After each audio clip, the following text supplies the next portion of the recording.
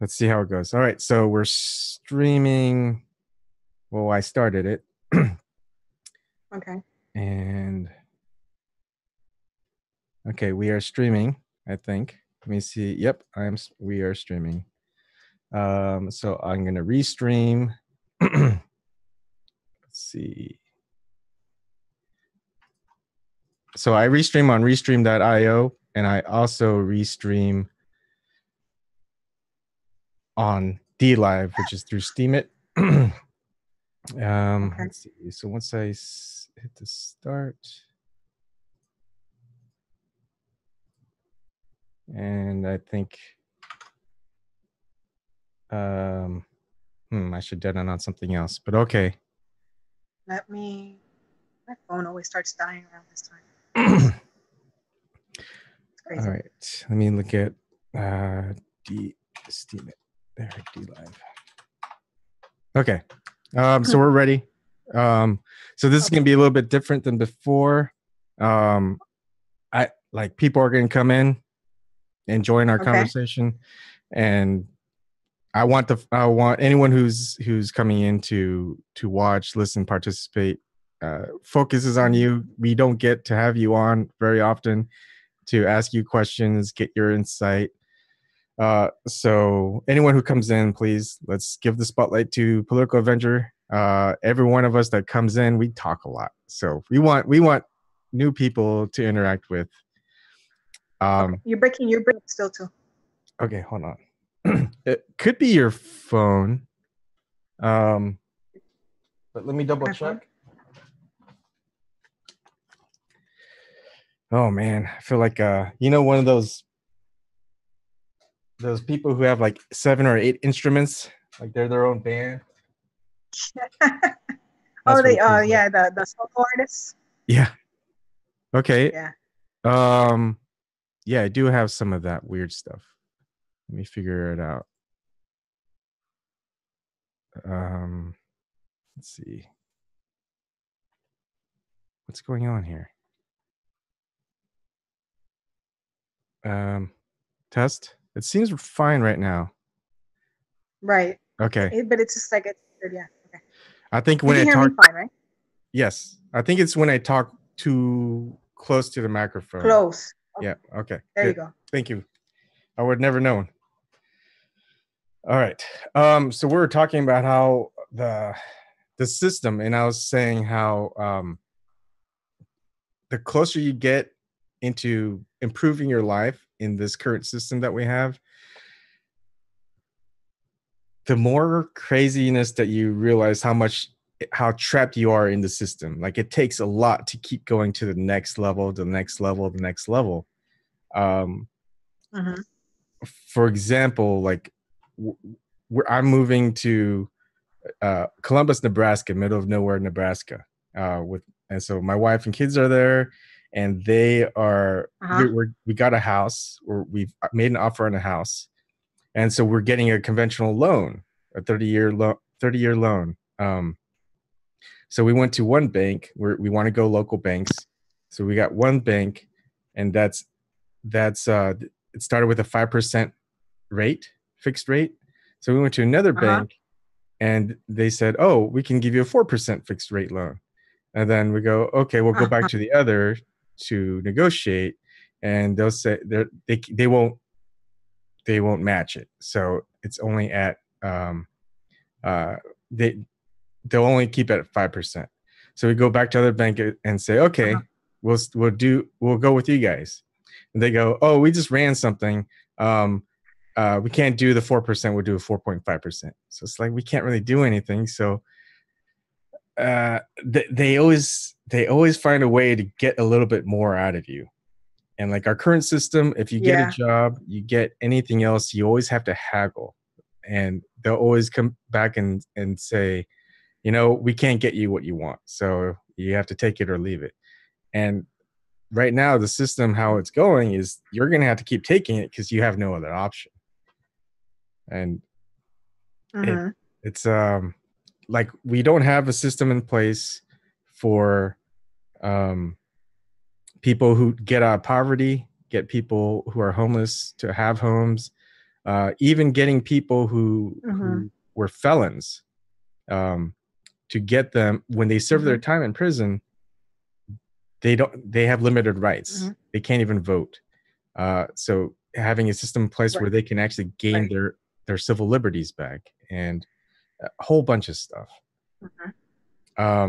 And it's like, when is that breaking point? Like, I know from watching your videos, it's like the war is now. The war, people have to start taking their stance and like fight back in what way? Like, as much as we've got like 100 or 300 million guns. Oh wait, no, was it 100? Say over around 300 million guns in circulation in the United States. About 100 million gun owners.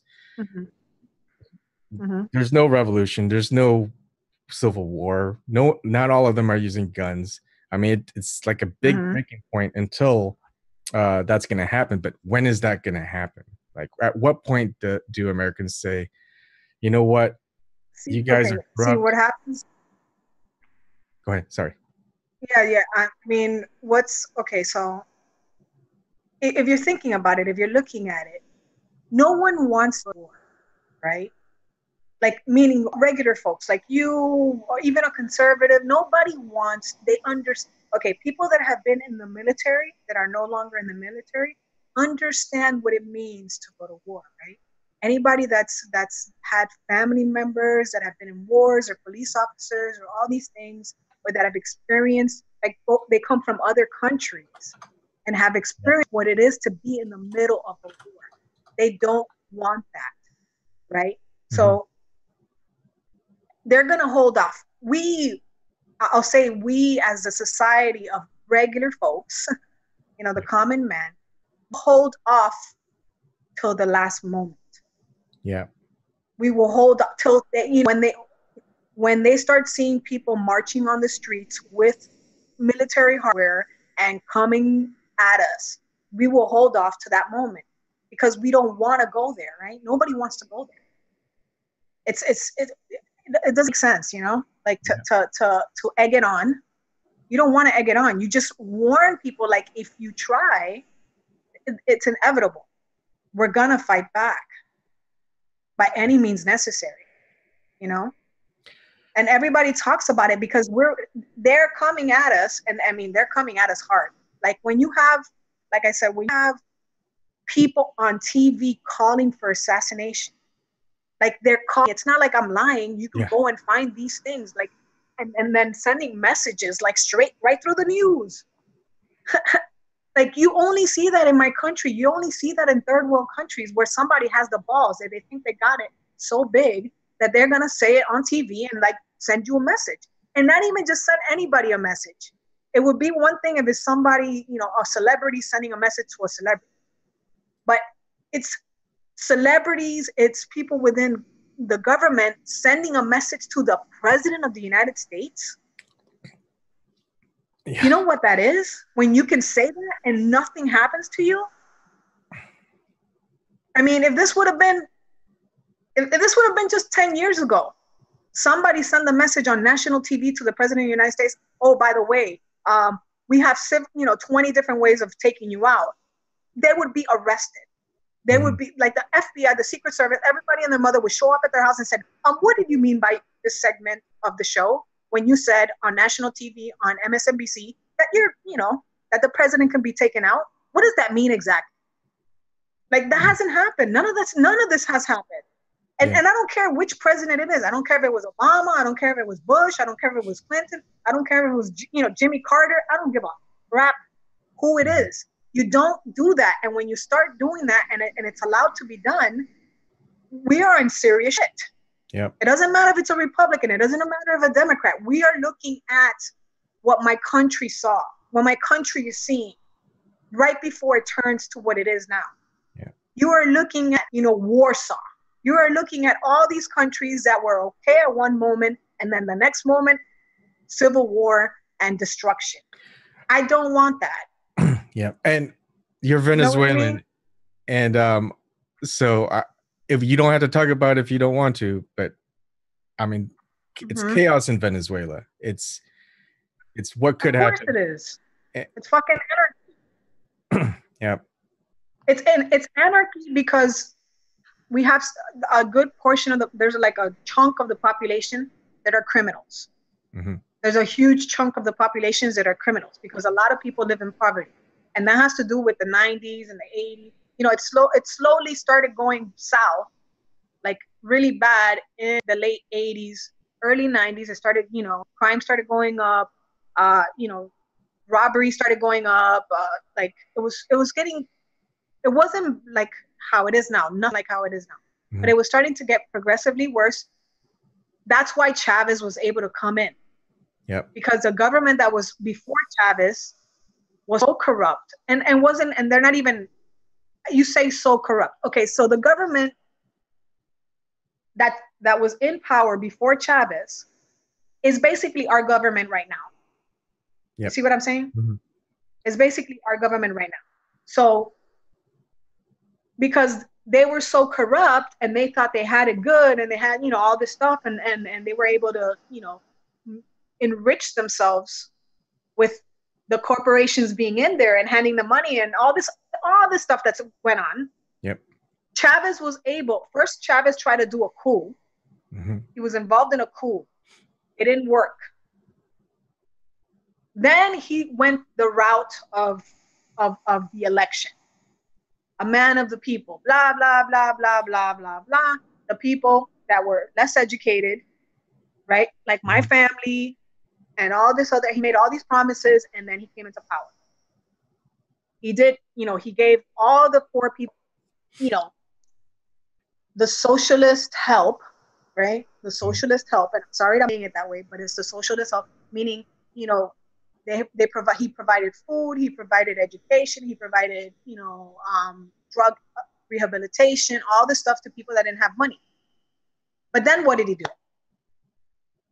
He started taking the properties and the businesses away from people that had their own businesses, had their, several property. You don't do that. You don't confiscate people's properties because they have more than one property. If you want to better a country, you engage the business owners or I'm not about the conglomerates. You engage the local businesses to, to work with you, to give more, it has to be a give and take. You can't just take. Chavez started taking from the people that had, Mm-hmm. started giving it to the people that didn't have, and then the people that had, guess where they're at? They're in Miami, they're in Spain, they're in LA, they're in Argentina, they're in other countries. They left the country and left it to rot, Mm-hmm. which happens in every single country. It happened to Cuba. Cuba was, before Fidel went to Cuba, besides Cuba had his racism, they had a two-class, Cubans were really racist, and they're still racist today, but they had their separation of, classes. They had their separation of race. There's a whole history of Cuba. But Cuba was at least, a thriving country. If you look at the pictures of Cuba in the 30s, in the 40s, in the 50s, it was just like, they were like the Spanish version of France. You know what I mean? Mm-hmm. And then because of the corruption, because of that, what happens? The people, this man comes in, and mind you, this is the killer. This is what trips me out, right? Fidel Castro went to school in the United States. Yep. So I was always suspicious about Castro. They will say, oh no, he didn't, he went to school in the United States. Okay. He was trained by somebody here. But anyways, I don't want to get into that because so when I start getting into stuff, it's like you get pissed off, then you talk about the schools of the Americas, and you start going in that route, and then all hell breaks loose when you start going down that. I mean, it feels like there's a playbook that these people have to take over a country, Mm-hmm. and then once they have it, get the things that they want. And the only way Exactly. it stops is through revolution. There's no Mm-hmm. other way to stop it, unless people know that it's going to happen and stop it before it happens. But that's, Yeah. I mean, but what kind of but remember, these people play. We're playing. Let's say we're playing 3D chess, right? Mhm. We're playing, them niggas are playing like 4 or 5 deep. Shit we don't even understand. Like they're playing, like everybody talks about Machiavelli. They're playing every angle. They're playing every angle because they got the money to. Mhm. So we don't know what's real and what's not. You know what I mean? We don't know if looking forward is the right way or looking sideways is the right way or looking or going backwards is the right way. We don't know because they're playing all sides. They're playing everything. And they're up here, and we're down here trying to figure out where they're coming from. And they only show us what they You want to understand what show I'm saying? us. Yep. I mean, just look at the government. They don't show us anything that they don't want to show us. Even if we sue them and like, get the FOIA request, the Freedom of Information Act requests, yeah, they'll give us the information and then you got everything redacted out. So like they'll give us a little snippet of information. And with that snippet, we're asking like 100 more questions. And yeah. There's a movie. I'm sorry. Go ahead. I'm sorry. Oh, no, go ahead.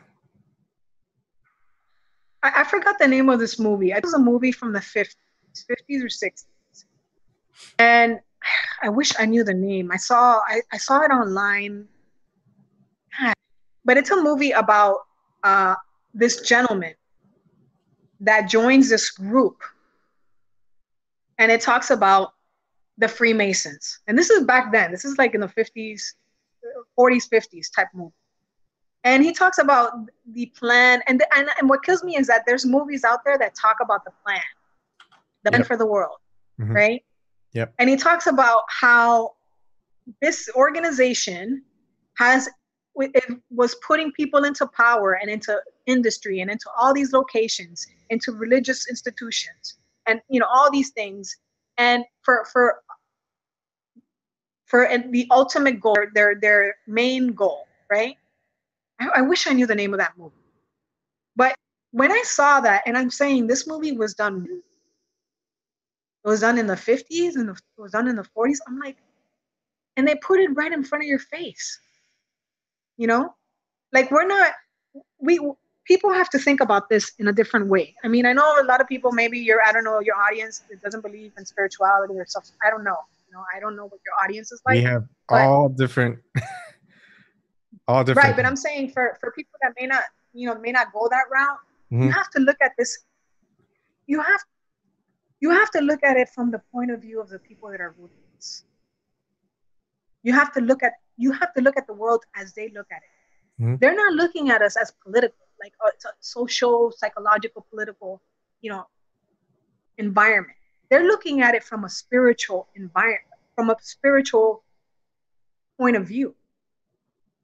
What they're doing is spiritual ritual.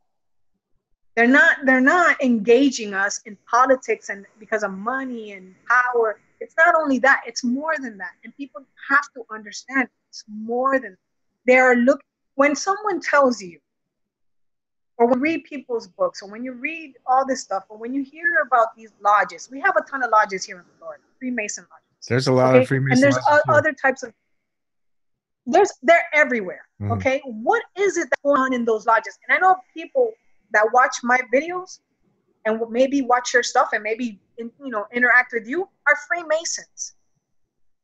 Okay.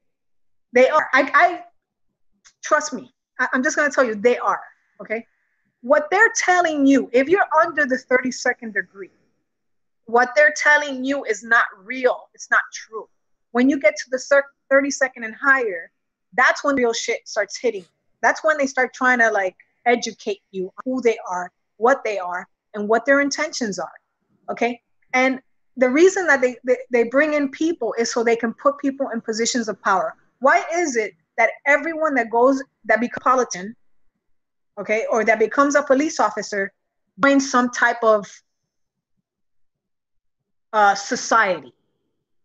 They join some type of fraternity. They join some type of what's a union, police union, whatever. Why do they have these? Are questions everybody has to ask themselves. Why would a police officer or a police department have patches that are patches of a society, a secret society? Look at patches that people are wearing. Why, a religious institution, there's symbolism on top of a building. Why does it look like some type of symbolism that doesn't belong in a church or in a temple or in a mosque? Mm-hmm. I mean, we gotta talk about this, because this is in every part of our society. Yep. Why do It's we have everywhere. so much occultism in everything that our government stuff or Why is almost entertainment? every single, and I know, and I talk about this, and everybody's like, "Oh, I didn't believe you at first," and I'm like, "Yeah, you don't have to believe me. Just go do the research, and you're gonna start seeing it. And when you start seeing it, your brain starts hurting. You're like, how is it that this person has this and that and this and that?" And then you're realizing, whoa, this stuff is hardcore. Like, why are all the singers talking about demons? Yeah. I mean, not every single person talks. Why are the singers or writers or rappers or any artist, even painters and dancers, why do they say certain things? Why are they always bringing up certain things that have to do with spirituality, that have to do with the being inside you? Why are they talking about your alter ego? Oh, like the prime example is Sorry. Beyonce, Nicki Minaj. Who's the other one? Jennifer Lopez. Jennifer Lopez is a santera. Like, these people are in the occult. Okay. All right. Mark Anthony, santero, out of Puerto Rico. Rappers, you can let rappers interview at the radio stations up in New York, and they tell you, yeah, I do some voodoo, I do this, I do that. Hello, everybody is involved in the craft. That's why they make videos about being involved in the craft. That's why they make, they write stuff about the craft. That's why they'll, do interviews and talk about the other side of them, that other side, the other being that comes through when they're in concert. Like, all these things. We have to look at it from the perspective of spirituality. These people are dealing in spirituality. They're running the world from a spiritual point of view. Might not be your spiritual point of view, Yep. but it's some type of, I understand. Spiritual. Like, even though I don't believe in it, I know other people do. I mean, we live in a world where almost 90% of more than 90% of the people that live on earth believe in something. Maybe it's not a religious system. There's also spirituality and all this other stuff. They believe in something that they cannot logically know that exists it for real. It's that's why it's called a belief, right? But on an aside, so I was watching True Stream Media. I don't know if you ever watch any of their stuff. I Truth Stream Media.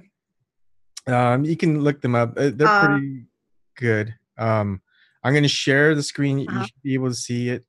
I caught two things from them. But this is one of them. This is their latest one, just a rant on the disclosure movement. I'll enlarge it a little bit.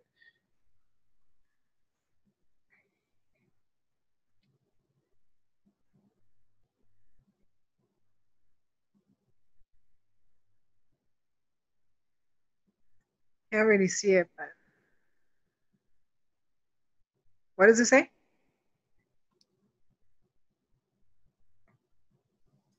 Okay, so if you couldn't hear it, so across the UN,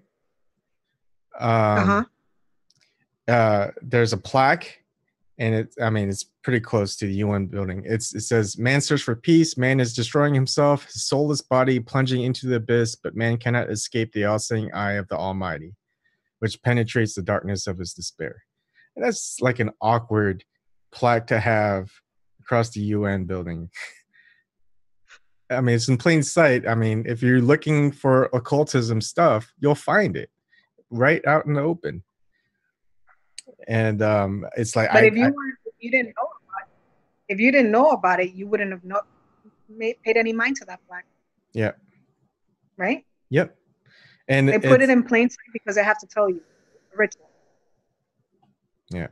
It's a ritual. I used to do rituals. Yeah, you have, per the law, okay, it's called law. Per the law, you have to announce what you're going to do, or you have to announce who you are. Okay, Hmm. so if you're going to do a ritual of sacrifice, or you're going to do some type of, you're going to do anything, you have to announce what it is that you're doing or who you are. That is everywhere. That is since the beginning of time. Per the law, you have to announce it. They're announcing it in that flag. Oh, but You know, in their point of view, why? Why is that a law? What? because it's the law of the universe. It's the law of the universe. You know, there's, I mean, there is cause and effect. There's all these things. There's karma. There's all that stuff. It's the Mhm. law of the universe.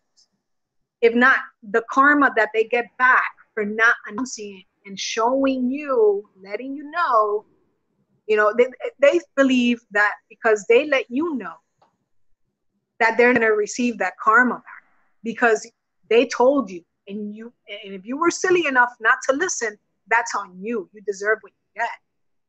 That makes sense. You know, that's how it is. So if, you know, and usually it's like witchcraft, right? Some people don't know how the occult works and they do spells and stuff. What happens when they do that stuff?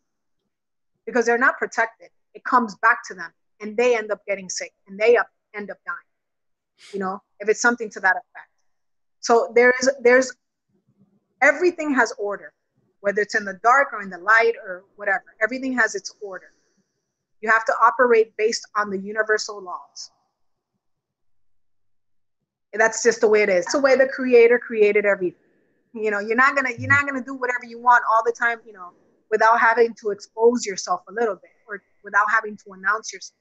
That's not how it works. You have to announce it, and if we're stupid enough not to understand what they're trying to tell us, then that's on us. You know, that's why, you know, most, like, you know, the Bible tells you, you know, my people will, you know, will suffer from the lack of knowledge or die from, you know, not knowing what it is that's going on. You know, without knowledge, you won't know, and you will suffer. You know, and other religions have the same, you know, same sayings. You have to know what's going on. You have to realize what's going on so you will not suffer. And a lot of people do not know what's going on and what's happening to them. You're suffering. Yeah. I feel like it would still get harder to do these things. I mean, although it's not hard to imagine because the people who are in power, the people who have all the wealth, have power, have just religious followers. I mean, just look at the Pope and, you know, the when I did research on the Jesuits, conspiracy theory stuff, that's just whoo. But I mean, if you look into it, I can't deny that there's some shady stuff going on. Whether, you know, you dive into different other people who look into it, you know, it's hard because I look at different videos from different people. Some of it's based on religion, on their faith, like they're Christians. I some of them are that they're atheists, and some of them are like they're spiritual, but they're not. So I kind of take that into consideration, but it's also how they present it. Like some of them, Mm-hmm. like when people put in that scary music background, I feel like that's just kind of a propaganda. But when they just tell me like their logical process of or just show like a piece of snippet from actual history book or something, then I'm like, I'm with it. Yeah, that just sounds eerie. Just like when you told me to read about Albert Pike. So read about Albert Pike and it's his own writing. It's like, okay, this guy, right? He believed in this stuff. He so Okay. like So that's so right. So like you, whatever, you read his own stuff. He's telling you what this thing is. Okay. So why does the Vatican have a sundial in the middle of the plaza? mhm. Why do they have obelisk? Why do they have everything that's on top of the Vatican in the sundial area in the main plaza? Why do they have Greek gods, all different types of gods on top of their buildings? Why do they have structures with demons in it and sex ritual magic on the walls? Like these are things that you see. Mm-hmm.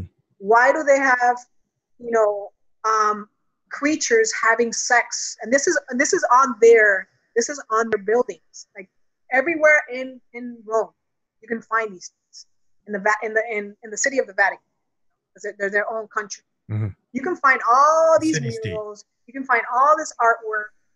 Huh? A city state. I'm sorry. Oh, I was saying instead of a country, they're like a Yeah, city state. Yeah. yeah, Yeah, I city know. state. But it's their own law. They have their own laws. They have nobody can touch it.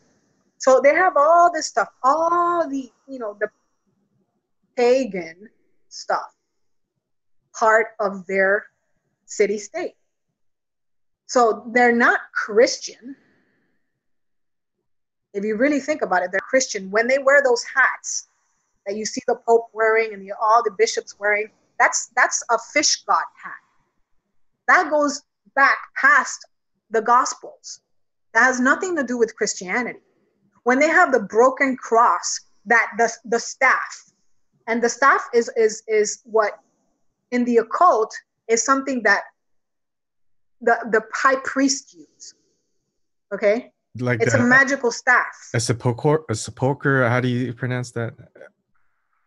Yeah, I know what you mean. But okay. The sepulchre. Yeah. Yeah. Okay. Why do they? Okay, and the one that kills me is like people say, "Oh, I don't believe in that." Okay, I'm not about you. I'm just saying people say, and I say, okay, so why does the Vatican have this huge stage? And they had this artist create this whole like artwork statue of Lucifer, Mm-hmm. where the Pope sits right in front with tormented souls. Like that kind of shit. And then they have a stage that's the Eye of Ra with the pyramid. Yep. Seen Like that. people don't see that. You know what I mean? That's not Christian. That is not, you know, a religion that they say that they're following. That's Mm-hmm. not part of the religion. That's another thing. You know, when you see that, you start understanding, hey, this shit is this doesn't make any kind of sense. Yeah, but when you're so You know? indoctrinated into a certain religion, you don't look at that stuff. That's another big problem. Yeah, it doesn't make sense. Yeah. I mean, and then I'm the type of person, what I research is I listen. My main thing, how it started, it was listening to testimonies of people. That was my thing. People that were involved in certain things coming forward, leaving whatever it is that they were involved in, and telling the public, telling the people, hey, this is what's going on. You know, telling you this is what I used to do. When people are coming, it's like a whistle, right? Mm-hmm. That's what I listen to most. Whistleblowers, people that were in the crap, they were in the thing, and then came forward for whatever reason, their hearts changed and they didn't, they wanted to expose what's going on. And you hear that over and over and over. People that were involved in the occult, people that were involved in the Vatican, people that were involved in politics, people that were involved in intelligence agencies, people that were, it's constant. They come forward and tell you, this is what we did, this is what I saw, this is, what we hear, this is over there. And that's what I listen to. And then based on what I hear, I go researching to see if it's real. But their testimony, like MK Ultra, people that survived MK Ultra, coming forward and tell you, this is what they used to do to me. They used to rape me. They used to stick things inside me. They used to keep me up, 3 days at a time. They used to do the swirly things. I used to go to this lab. I used to deal with this doctor. Like it's hard to make that shit up. Like you have to have an incredibly amazing imagination to make up stuff that you were raped, you were this, you were that, they gave you drugs. Like it's, that's a lot. Yeah. You have to be really imaginative, I can't be that imaginative. I don't have that creativity to go ahead and fucking make some fucking fantasy of torture. Somebody had to have seen something. And that's why I tell people, you think that these artists, you think that these people in industry, the movie industry, you think that they came up with monsters by themselves? You think that they came up with the Matrix by themselves? Are you kidding me? All that detail, all that storyline. You think that they actually came up with it by themselves? No. I'm sorry. What they're talking about there, that is some shit. Okay.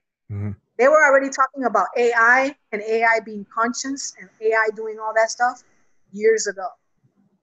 They were talking about opening wormholes, opening gates, opening, dimensions years ago. Yep. Like if I tell you, this is a thing.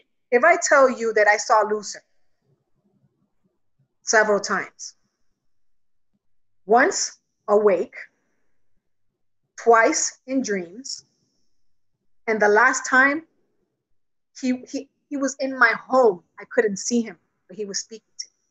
What would you say to that?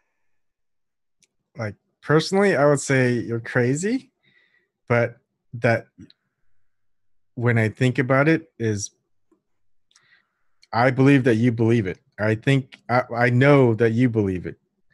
And Mm-hmm. I can't attribute, like, my logical process would be I'm making excuses as to why. Like I won't take you on, but I know you. I mean, just from our things, like I can't myself Right. believe you, but Mm-hmm. let's say it did happen. I'm gonna ask questions. And Okay. until it happens to me, it's gonna be the same. Like Okay. So you if have I to see it or hear experience. it, You have to experience it. no Okay. one's gonna believe me, you know? So I understand that when someone that won't say it just to get like views or whatever, get people to believe Mm-hmm. in a religion, you don't have a starting point Mm-hmm. of I saw this, so give me money or something like that. You're just saying, hey, I saw Mm-hmm. it, and this is what's good, this is what it is. Like, Mm-hmm. um Okay. as opposed to So then say, you yeah, as opposed to say someone who says like um what's the guy who started the Mormonism, like I saw God or I saw Jesus and he told me that whatever, and so you got to believe me, so join my religion. Like that's like one aspect of where I'll have. go, So it's just you're just doing a pitch for your religion. But for you, right. it's I don't see a pitch. So anyways, can you explain those encounters if Well, you I mean, okay. So this is what happened to me. This is how it all started for me in my 20s. Something happened to me when I was my early 20s. Now, I didn't believe in any religion, but I respected it because you respect each person's religion, right? I didn't believe in any of the religions. I didn't follow any of the religions, but I respected it.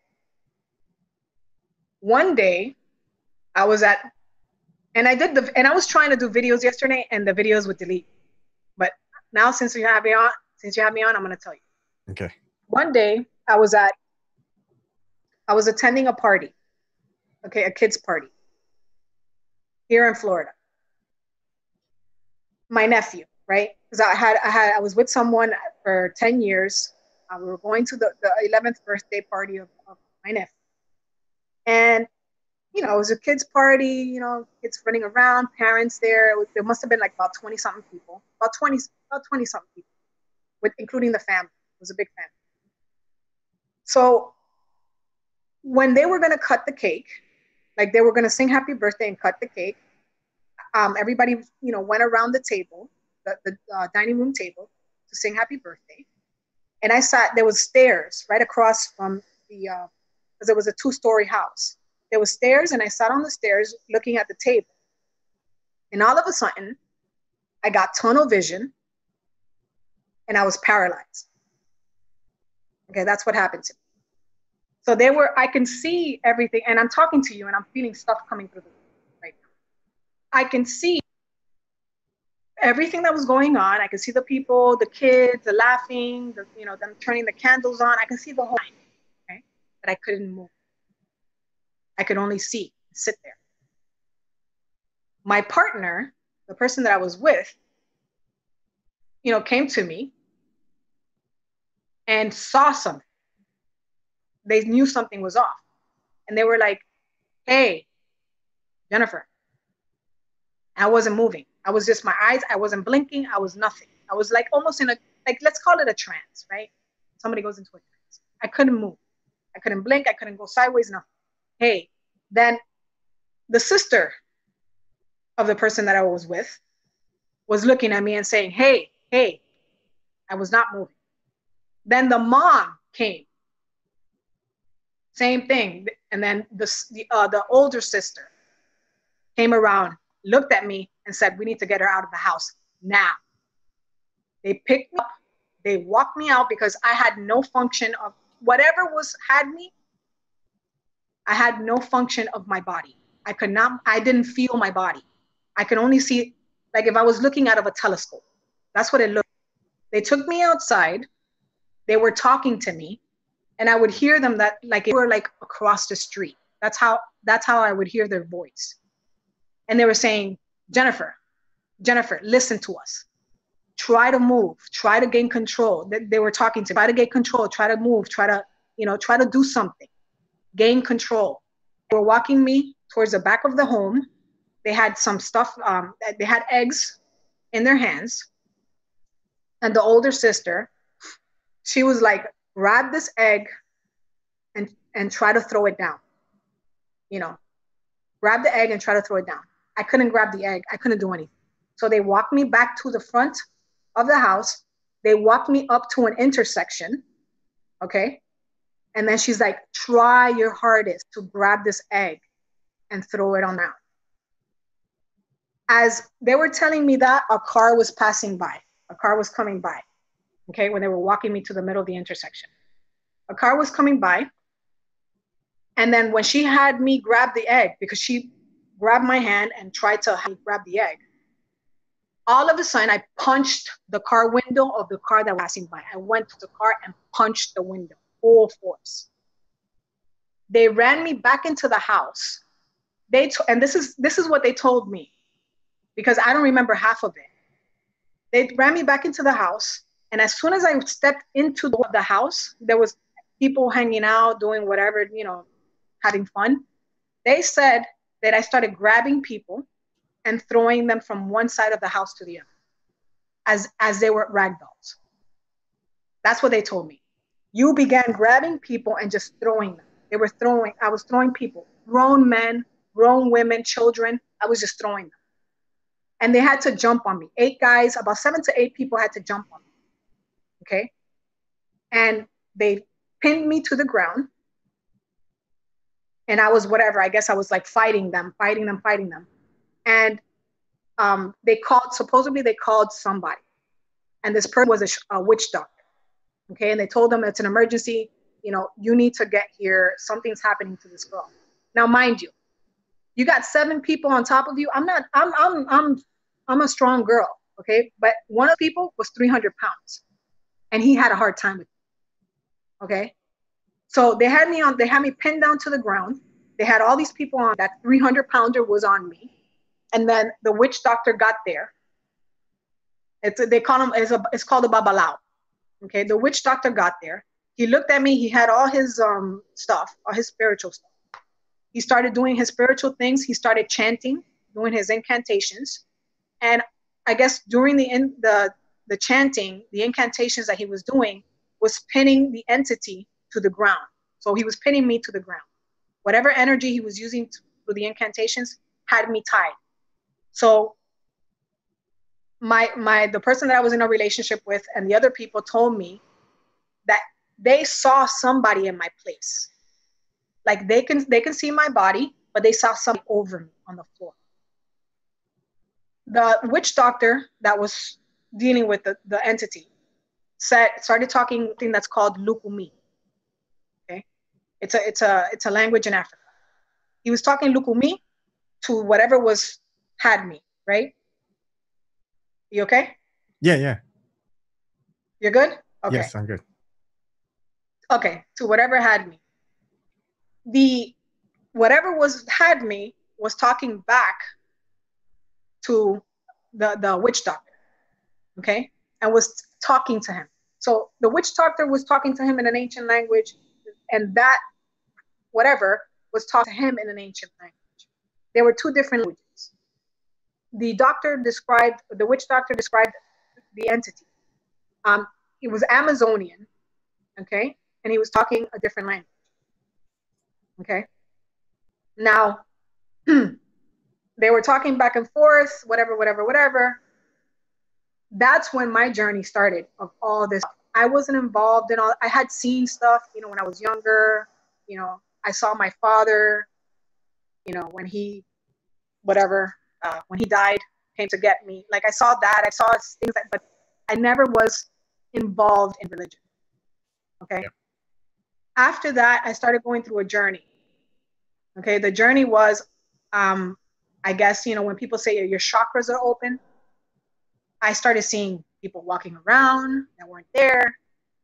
I would describe them to the people in the house, and they said, oh, that's my dead grandfather. That's my, so-and-so. That's this person. That's that person.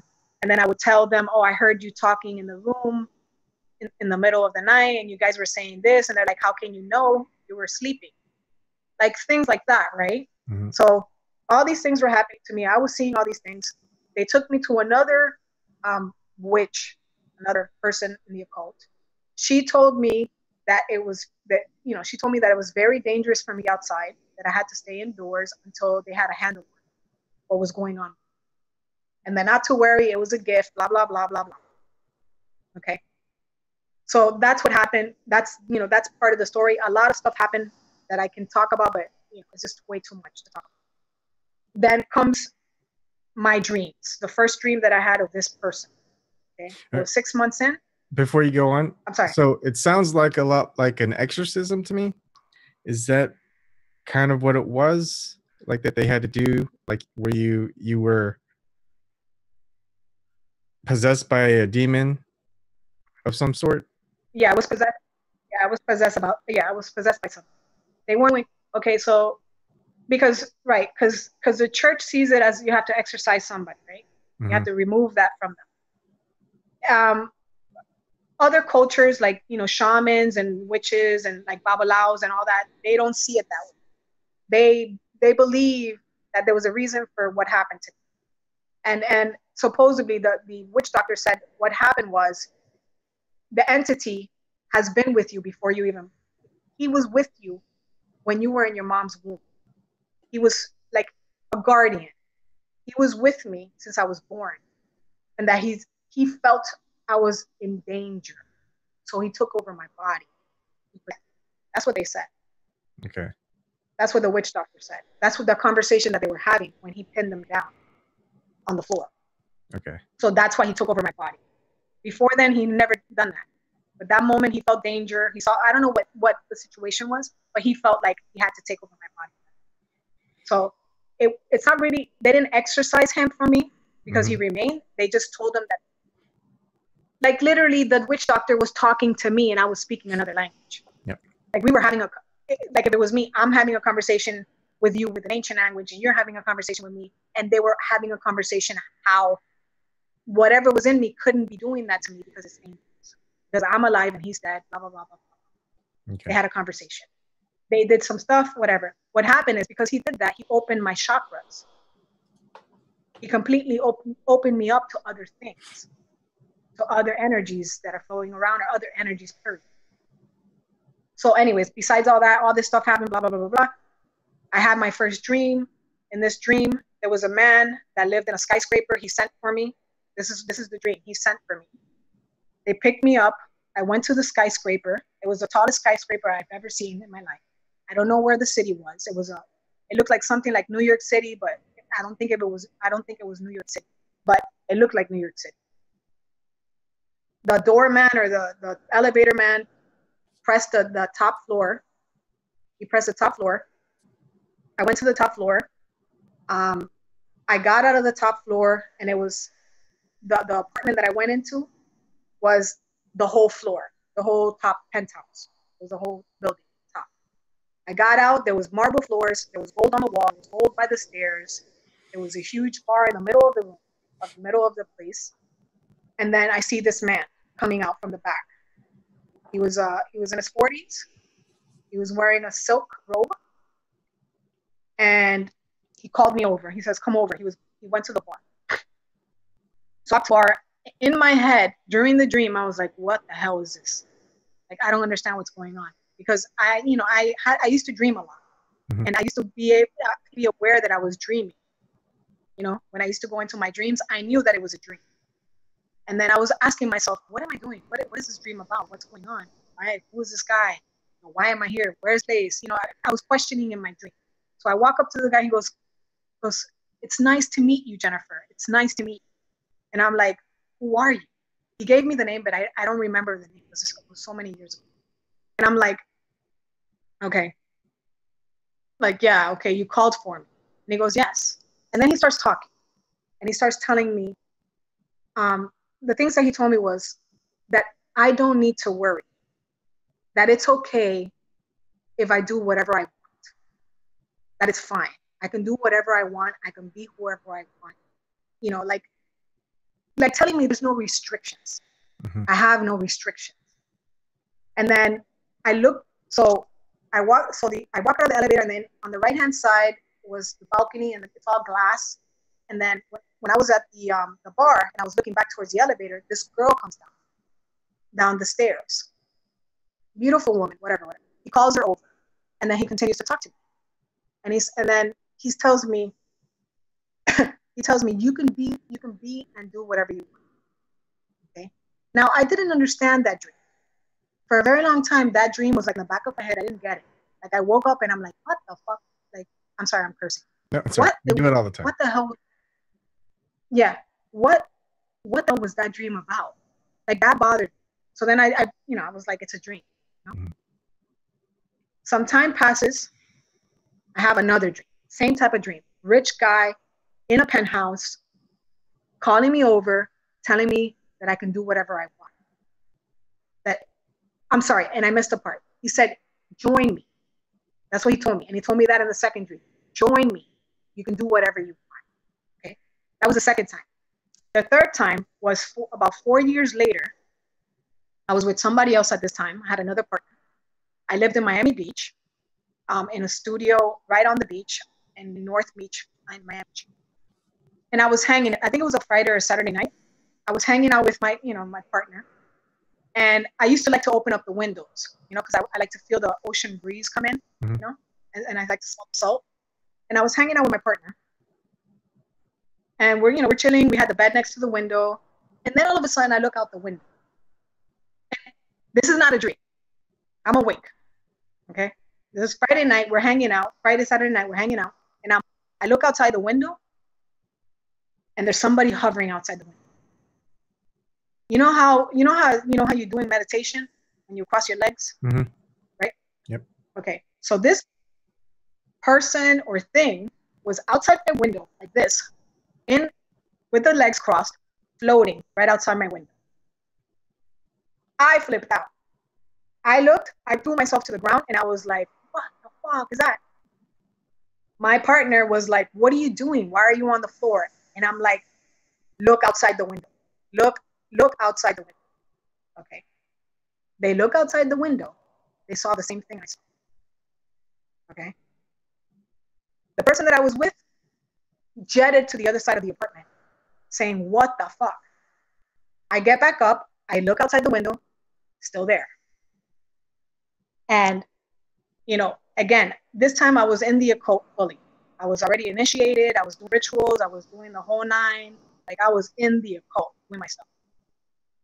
So I look outside the window again, and I remember people talking about this being, this person they call the devil.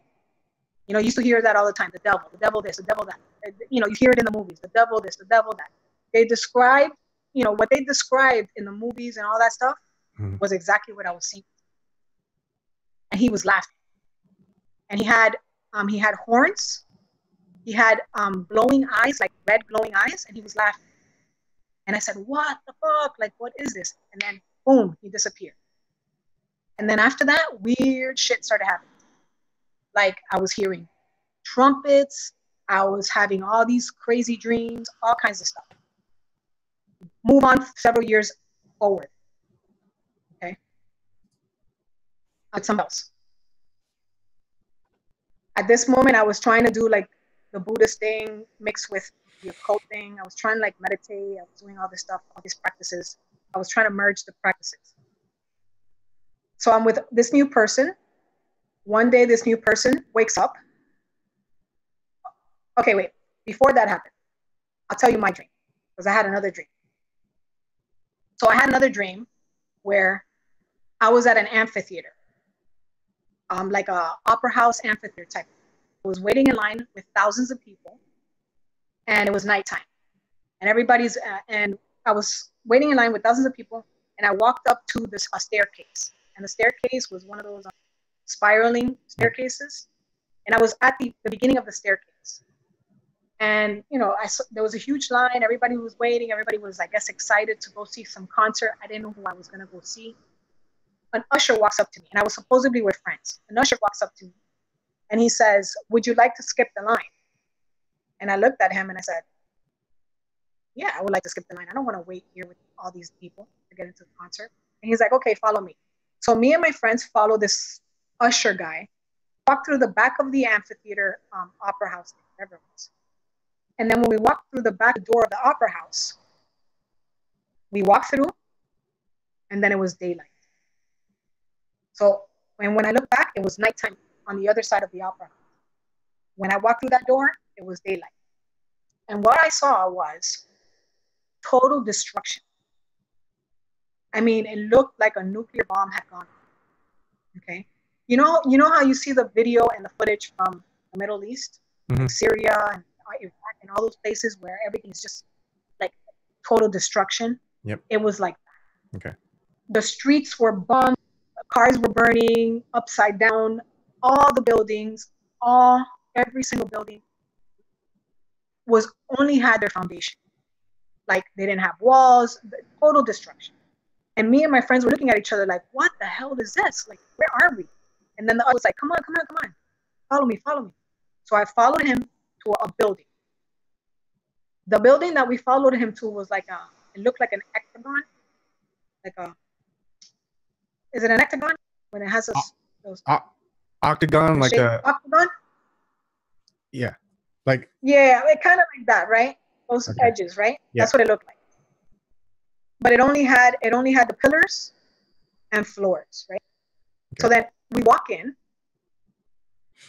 The middle of the building was open. Like it was like I don't know, you guys, solad, like the middle is open. And then you could look all the way up to all the floors, and there was a ground. So I walked up to like I think it was like the 9th, 10th, 11th floor, and everybody was dangling their feet. It must have been like hundreds of people, probably 1,000 people in that building, like on the floors, dangling feet, looking down on all the floors. So I'm sitting there and I'm looking around and I'm saying, where am I? What is this? Like I didn't know what was going on. The dream was just all messed up. And then this man on the bottom, when you look to the bottom, walks in. He walks into the building, the middle. And he stretches out his hands and he says, "Welcome, everyone. Welcome. I'm glad you've joined me." He had a suit on. I think the suit was black. I think it's a black suit with a red handkerchief. Mm-hmm. He was bald. He had, smokers and drinkers. You know how they have that yellow skin? Yes. Mm-hmm. Okay, so that's what he looked like to me. And he goes, "Thank you for joining me. I'm glad you're here." He says to me, and not to me, to us. He says, "What if I told you that you can commit any crime that you want, that you can kill as many people as you want, that you can rape as many people as you want, and you won't have to suffer the consequences?" That's what he said. I like looking around to see if I wasn't the only one like thinking this guy's fucking crazy. I looked around, and by the way, the majority of the people in the building were male, and there was like a few scattered women. Like I was one of the women, but there was a few scattered. But everybody else in there was mostly male. And I was like, this guy's fucking nuts. And then I see people's faces around me, and they were intrigued. They were interested in what this guy was saying. And then he continued, and everybody was like, tell us more, tell us more. And then he says, what if I told you that you can do as many drugs as you want? You can rape as many people as you want. You can kill as many people as you want.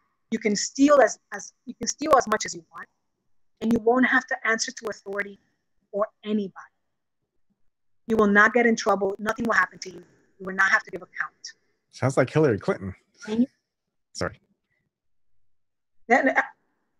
So you see people standing up like, yeah, like cheering what he was saying. And like, I'm looking around, I'm like, what the fuck is this, you know? And I looked to the guy to my right. The guy to my right had a ponytail. He had a hat on. He was kind of nerdy looking. But everybody different types of people. No. But everybody was different types of people. But this guy that I was looking at had a ponytail, had a hat. He looked a little goofy, whatever. And I looked at him and I said, "Are you for real? Like, you're listening? Are you listening to what this guy's saying? He's talking about murdering people. He's talking about raping people. He's like, yeah, I'm interested. If I don't have to, if I can do that and I'm not gonna get in trouble, hell yeah." And I'm like, oh, hell to the no. I stood up. I'm like, oh, fuck no. I am not down with this shit. I am not down with this shit. And then, like, everybody was just like, you can see I looked at people's eyes. You can see when people get that shine, like a shine in their eyes, but it's not a good one. Like that glint. Yeah, something. And I was like, and you see it, and I saw it in most of those people's eyes, Mm-hmm. I was like, there's something wrong with this, whatever this is, And I got up, and a few people got up. Like, I was looking up and down the whole place, and I would say about 20 people out of the hundreds that I was looking at got up and they're shaking their heads like, no fucking way. Like, no. They were like on my right. And then I'm looking, and then I see the ones that got up, like a few up there and then a few in the bottom. And I see them, and they jumped into the middle of the building. And then they were dangling. Like how you see in the movies when you see people are dangling like that in midair. Mm-hmm. They were dangling like that. And then I was looking at it, and I'm like, whoa, And then a voice behind me. I couldn't see if there was something there, but there was a strong voice behind me that said, if you don't agree with what he's saying, jump. And I'm like, I don't fucking agree. I am not down with this. And they said it again. If you don't agree with what he's saying, jump. I jumped. And I was dangling. And I was dangling with my hands out, like, how on the cross, like, that kind of, hands stretching out. And then I looked down, I looked up, and I saw people dangling down, and I saw people dangling above. And all of a sudden, I saw this light coming out of my chest. This huge, like, cross type of light. And mind you, I was still in the occult. I was full occultist. Like, I wasn't thinking about no religion other than the African religion. I was practicing my African religion, doing my rituals, nothing else. And I saw this light come through my chest. And the brighter the light became, it was a pain. It was a huge, like a burn pain. And it was the worst pain I ever felt in my life. Like, I've never experienced that type of pain before. And the brighter it became, I started screaming in pain, like torture pain. And then everybody around me that was dangling was screaming, like from the top of your soul, from the middle of your soul, whatever, scream. And then I woke. And when I woke up coughing. And I think I had bronchitis for a month, almost pneumonia. And then I was like, that dream really fucked me up because I was crying the whole night. I don't know what that dream was. I don't know what the hell happened. And it really bothered me for a very long time. I was just like, what did that mean? Who was that guy? Like, I was questioning. I had no clue that could have been him. I had no clue. I was just thinking, what the fuck? I got sick, like all this stuff, And then a year passed. I ended my relationship with this person, the one before, the one that I got involved with. This person had a dream. This person had a dream. They got up. They started telling me the dream. They're like, I gotta tell you, this dream is so messed up. Oh my God, whatever. They started telling me. They started with the same thing. I went to an amphitheater. An usher came up to me. Once they said the usher came up to me to skip the line, I was like, oh shit. I was like, no, there's no possible way this person, because I didn't tell anybody about that dream except one person. Okay, this person did not know my dream. This person started mentioning the same thing. I was in an amphitheater. There was thousands of people. I was waiting in line. An usher came up to me. He said if you wanted to skip the line, to follow him. I followed him. Went through the back. I got to the back. It was daylight, total destruction. And I was like, I stayed quiet, and I allowed the person to tell me the whole truth. They said they went into this building. The building looked like this. It was it was only the foundation and whatever the floors. A guy went into the building. He was dressed in a suit. He said the same thing he said in my dream. This person said the same thing he said in my dream. But the difference was this guy had a red suit, black handkerchief. In my dream, this guy had a black suit, red handkerchief. Okay? They said he was beautiful. He had long blonde hair. He had blue eyes. And he was, what's the word they use? Eloquent when he spoke. And that he glowed. And this person that I was with described the individual that they saw as an angel. He glowed like an angel and told me everything that he said. And then I said, that's very interesting because a year ago, I had that same dream, except he looked like this and said the same exact things that he just said. And that's when I was like, okay. And then things were happening to me at that time. I was seeing a lot of things. I was seeing beings with wings. Like I was seeing stuff. Then after that, years passed by. I'm still in the occult at that time. A lot of other things happen. I see a lot of things. I have dreams with angels. I have dreams with demons. In one of the dreams, I was trying to help people that were being possessed by demons. Then something happened that I started questioning the occult like really hardcore. I started going against it. I started doing all this stuff against it because I didn't agree with what I was doing and the whole thing that was being done in the occult. I didn't agree. And then one day I lost my mind. And the religion that I'm in, if you try to leave it, they can kill you, right? If you try to leave the religion, they will kill you. But I mean the entity. And depending on where you are, others. So then one day I just lost my mind on them, on my idols. And you're not supposed to do that. And I started cursing. I cursed for about 40 minutes in my living room, screaming at the top of my lungs, saying, you know what?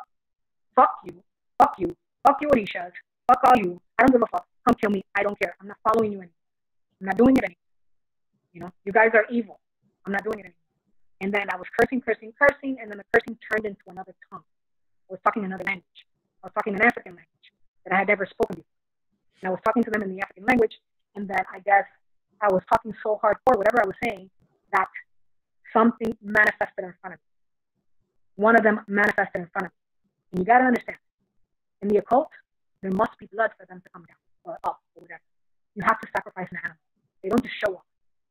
But without blood, one of them showed up. And he was looking at me and he was saying, okay, like telling me, okay, keep on talking. And I got scared because I knew that my life was in danger at that moment. If maybe I'd back down.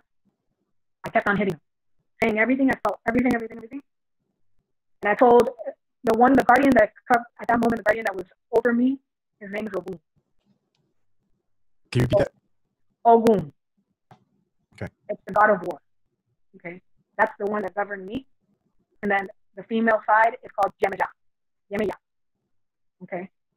I told Ogun, I said, fuck you and your cabeza y machete. He's known as the god that cuts heads off. Okay. I told him, fuck you.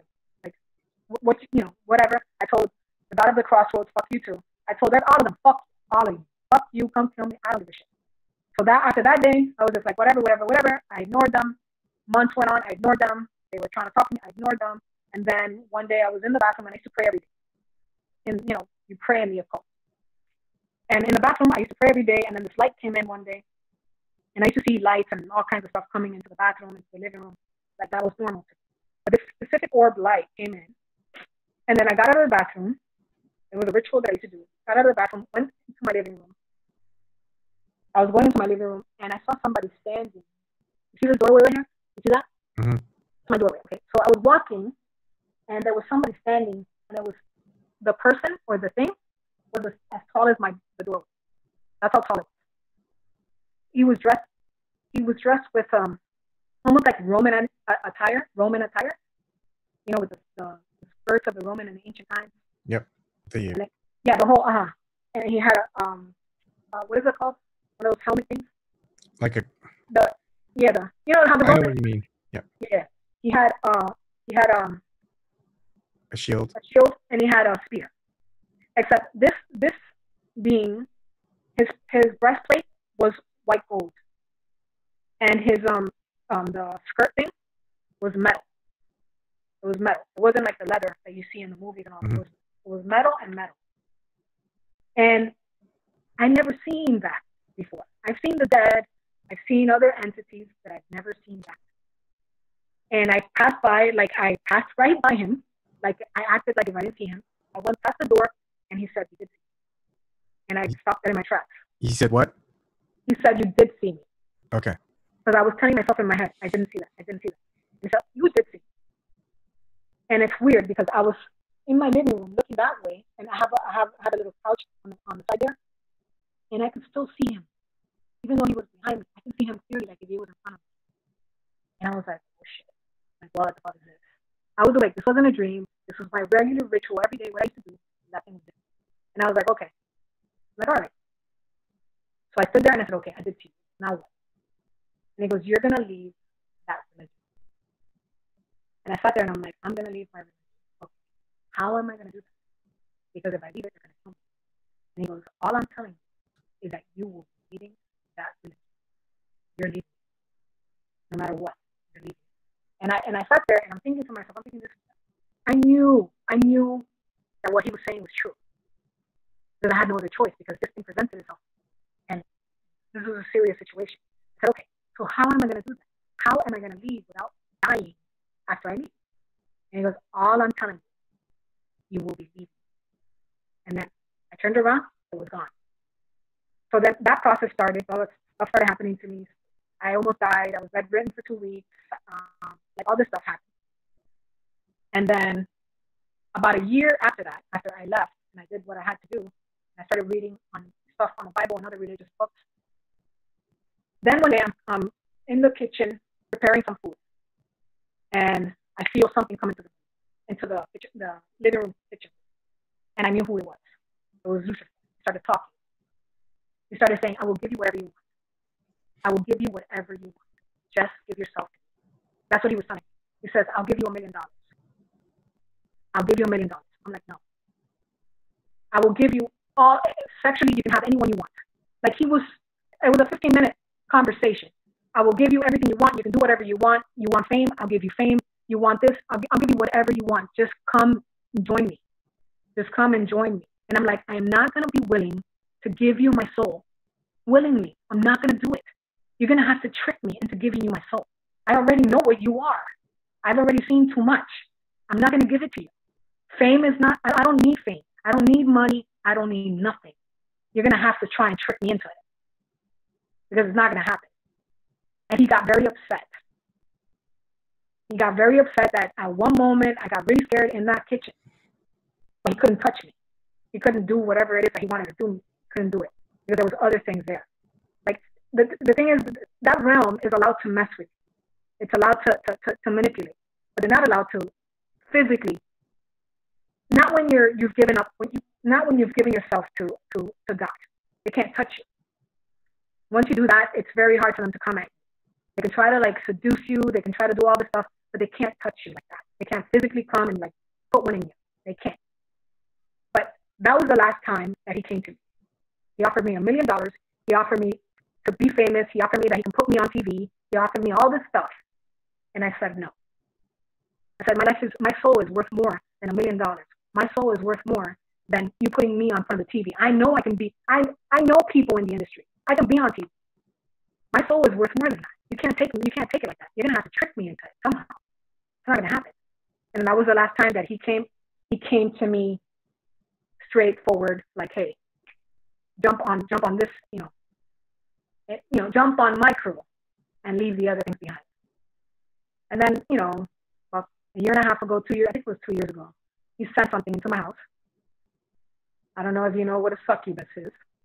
Mhm. It Well, is I heard that responsible. word, and it's like at the top of my head, but I can't.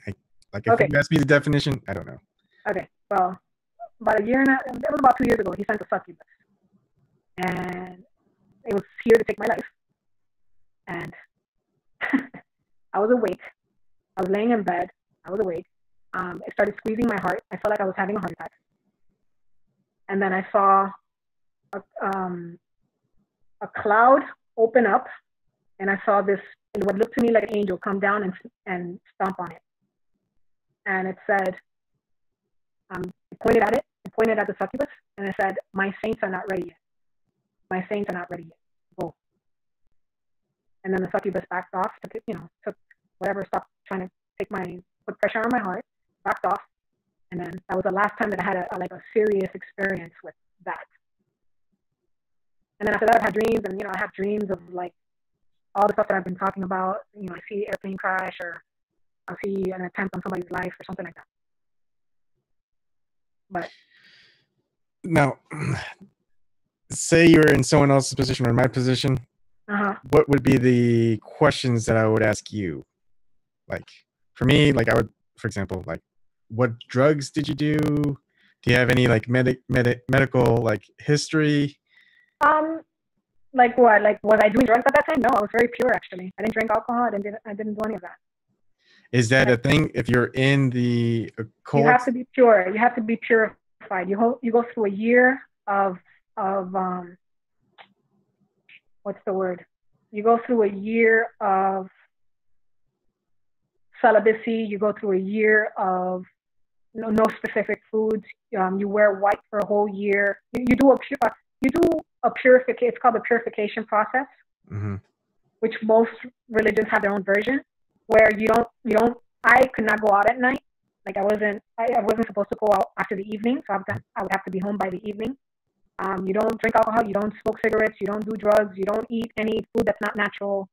You go through a purge purification process. Yeah.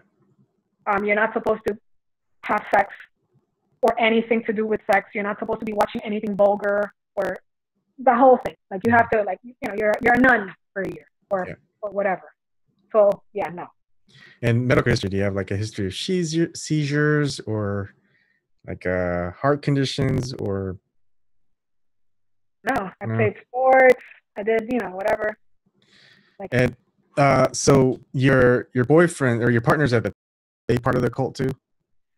They became part of it. Okay. They got involved once I got involved, because that's what happens. Like whenever you join the occult, whether it's an African religion or like voodoo or whatever, usually your partner, because usually what happens is the person has almost the same gifts as you. So everybody that I've been with, they all can see.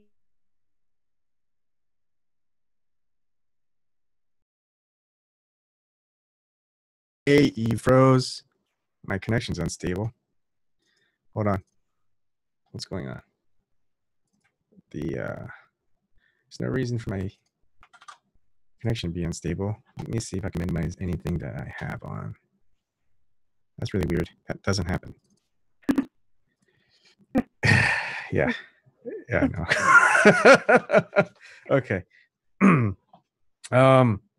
Now, despite your history, despite your background, despite your beliefs, and for me, I'm as agnostic and skeptical, but I follow this little thing called I don't know, it's just like a Chinese adage or something like that, is like empty your cup. If you want to learn anything and not close your mind to it, you have to take in everything you can.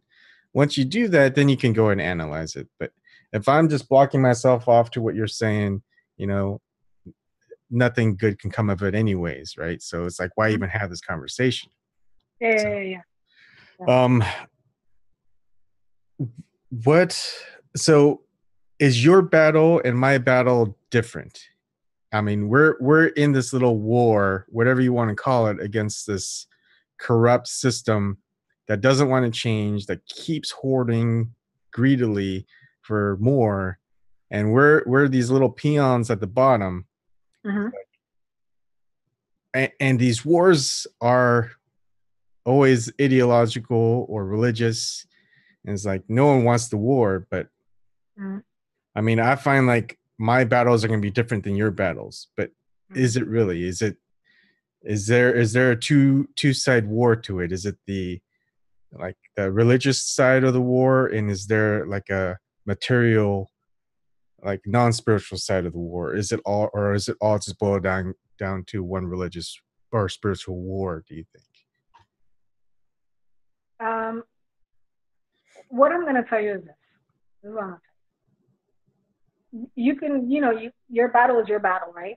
Mm-hmm. So whatever you believe is that's where you're coming from. That's how you're going to handle it, right? Mm-hmm. What I will tell you is that the people that you're dealing with, the ones that we're battling, are seeing it from a spiritual point of view, right? Okay. So you can be seeing it from a psychological point of view, mm-hmm. where it's people are just, they're assholes and they're, crazy and they're this and they're that. But they're seeing it from the point of view of they're doing something for a spiritual purpose. You know what I mean? Yep. So you can battle it from your point of view, of course. Yeah, whatever you believe, that's what you believe. What are you gonna do? That's your belief. But where they're battling, I always say this: I don't have all the money in the world. I don't have all the knowledge in the world. I don't have access to what they have. And what really sealed everything that I talk about, what it sealed and made me so strong into because obviously I've seen and whatever. But what really hammered it home for me was the fact that they believe in the spirit, in the spiritual battle, right? Mm-hmm. They believe it. It's not like they don't. Yep. They talk about it. They believe it. They run with it. They work from that space. And then they have all the knowledge. They have access to all the books. They have access to all the archaeological findings. They have all the money. And that right there, when you have that type of power, mm-hmm. that type of access, why should I question? Yeah. I mean, I've always wondered myself, it's like we have all this propaganda, all this news, and it's gone on for decades. It's like, do they have their own history book of the real thing? Because, like, I mean, if history is just all propaganda, like in the future, how do they know? Unless they're part of this inside, whatever it is, they get to know the real history. They get to know all the stuff that's propaganda and what's real and what's not real. I mean, right. They control it. So they do keep real records of it. Oh yeah. Oh yeah. Do you know where they store it? Like where they might? Is it? I take it it's just physical. They're not going to put it in like digital form. No. I don't think they will. I can't say that they wouldn't. Yeah. I can't say that. But they have it physically. And you know what? Just think of it this way.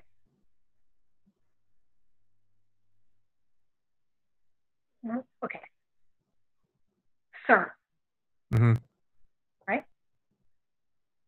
One of the most intelligent, most renowned scientists in the world. Why do they have a statue of Shiva, the destroyer? Yeah. I mean, this is simple, right? It's something simple. Oh, yeah, well, they're scientists and this and that and that and this and this and that and that and this. But yet they have a God in front of their lab. And then when they opened up CERN, the ceremony was an occult ceremony showing you fallen entities. You see what I'm saying? Mm-hmm. So you have these people that their brains are like, compared to ours, supposedly, that they're most intelligent, most whatever. And they're doing this. They're doing ritualistic things. They're putting gods in front of their places.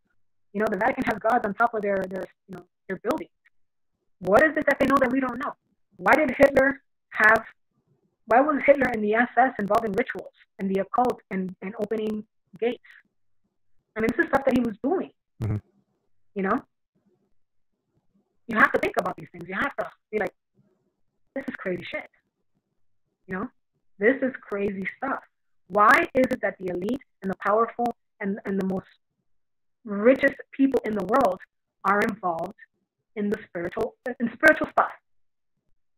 So when they tout that, like every religion, every politician in the United States, I'd say the majority of them, almost like 95%, are say they're Christian, and some of them are say they're Catholic, but they're some form of Christianity or Catholicism. How many do you actually think are actually with that or In the United States? Mm-hmm. I'm going to be conservative on the number. And I'm not talking about Miami. Forget about Miami, South Florida. Yeah. And New York, forget it. Okay?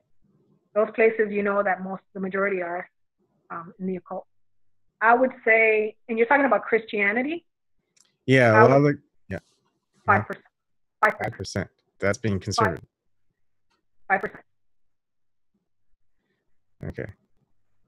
And mind you, just because they are Christian doesn't mean they didn't have to go through a ritual and make an agreement mm-hmm. to be in the positions that they are. I mean, there are there's a conspiracy theory that someone put out, and I haven't put time into it, but saying that everyone who's in office, that's a politician or presidents, they're all related through blood, some form or another. Mm-hmm. Right. Obama's related to Bush. Mm-hmm. And it's not a conspiracy theory. Actually, it was a girl that did a project. She did a class project, mm-hmm. and she went through the genealogy or whatever. Is it a genealogy? Genealogy, but they could also look through like DNA reports and things like that, right? Yeah. Well, this girl did it was actually a 13-year-old girl that did a class project. Okay. And she went seeking, to see, the lineage of presidents and stuff. And she found out that Obama was connected to Bush, and Bush was a third cousin or whatever, and this one was ninth cousin to Brad Pitt, and Brad Pitt was cousins to this person, and then she was the one that found out the connections between all of them. And that's why the bloodlines matter. That's why the bloodlines matter. That's why they take their blood very seriously, their nobility, their whatever. So what do they do if someone was very close to winning an election that didn't have a bloodline? Would they interfere? Would they tried. Yeah. They I mean, tried. Trump. It was the Trump card. He was not supposed to get in. But Trump has ties, like I heard, like his father or his grandfather towards like I don't know. I mean, they're rich, wealthy, but the bloodline is something else, though. Like having blood tied to each president, mm-hmm. That's something else. You can be rich. I can be rich. We can know each other. We can have business together. But if you have the same blood I got, if you're like my third cousin, then that's something else. Yeah, I don't think so. I kind of highly doubt it. But that's what I'm saying, though. Mm. There's anybody can be rich and do business with each other. But when you start getting into the blood, that's something else. When you start seeing that everybody's connected, that the Spaniard royal bloodline is married to the Mexican, bloodline that's married to, the French, that's married to the Queen Elizabeth family, that's married. Now you start getting into some stuff, Mm-hmm. So when you look at politics, when you look at the Democrats, you look at the Republicans, what are your thoughts on when you look at libertarians and Green Party? Are they like, how do you view that in your interpretation? Right. Honest, I'm not even thinking about like, all I'm thinking about is fighting what I see. Yeah. And what I see is the Luciferians trying to take over. Yeah. That's all I'm thinking about. That's your focus. That's your keeping the eye on the ball. That is it. I'm not looking at that. If you're going to vote this one in, if you're going to vote that one in, if this one, it's not going to change. If you have pedophiles and rapists and killers running your system. If you try to get someone, mm-hmm. And this is the thing the thing about Trump, right? Trump was supposed to be that. Some people voted him in to try and make a change. He's trying to make a change, whether you agree with him or not. And they're stopping him on every single thing he's trying to do. Every angle. So if you're going to try and get somebody to do the same thing or trying to replace it, I'm not even looking at. I'm on the battlefield of exposing what is already there. Mm-hmm.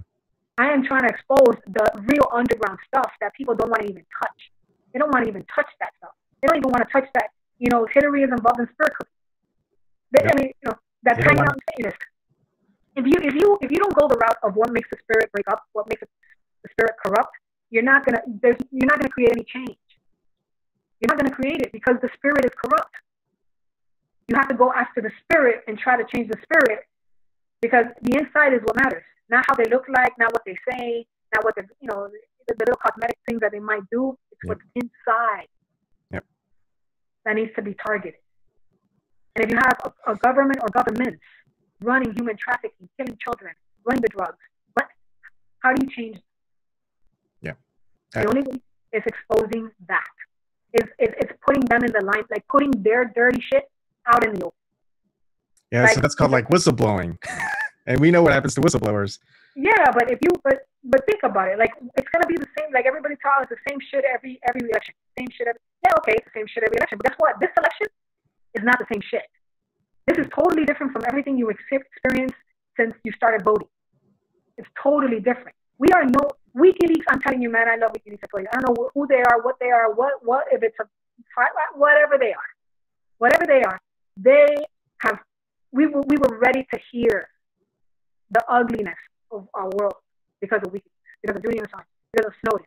We were ready to hear the truth, and you may not believe that it's true, but what they exposed in those emails, shit with the occult, stuff with like assassination, because they talk in code doesn't mean you don't understand the code. Yep. You know what I mean? When you have an email of a politician talking about sending an email of a best friend to a politician like Hillary or whoever, talking about, I'm gonna go sacrifice a chicken to Moloch in the backyard of my house, that tells you what we're dealing with. Those are not made up emails. WikiLeaks didn't type them up for you to read them. No, those are the emails that Seth Rich gave to WikiLeaks, or the person of WikiLeaks, and WikiLeaks released. Yep. Somebody in the inside had the balls and the courage to expose what he saw, the little bit that he saw, and then his life was taken. All these things. We have to look at the big picture of all. We have to connect everything. Yep. And so one thing, I mean, I was going to show this later in a separate video, but I guess I'll show it a little bit now. Do you know about Michael Hastings? Yeah.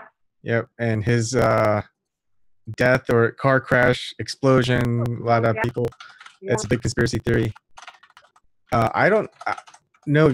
I was watching Truth Stream Media, and they're doing something like, I let my YouTube play, and it just keeps going. And it was an old video about Michael Hastings, and they're looking through his autopsy report.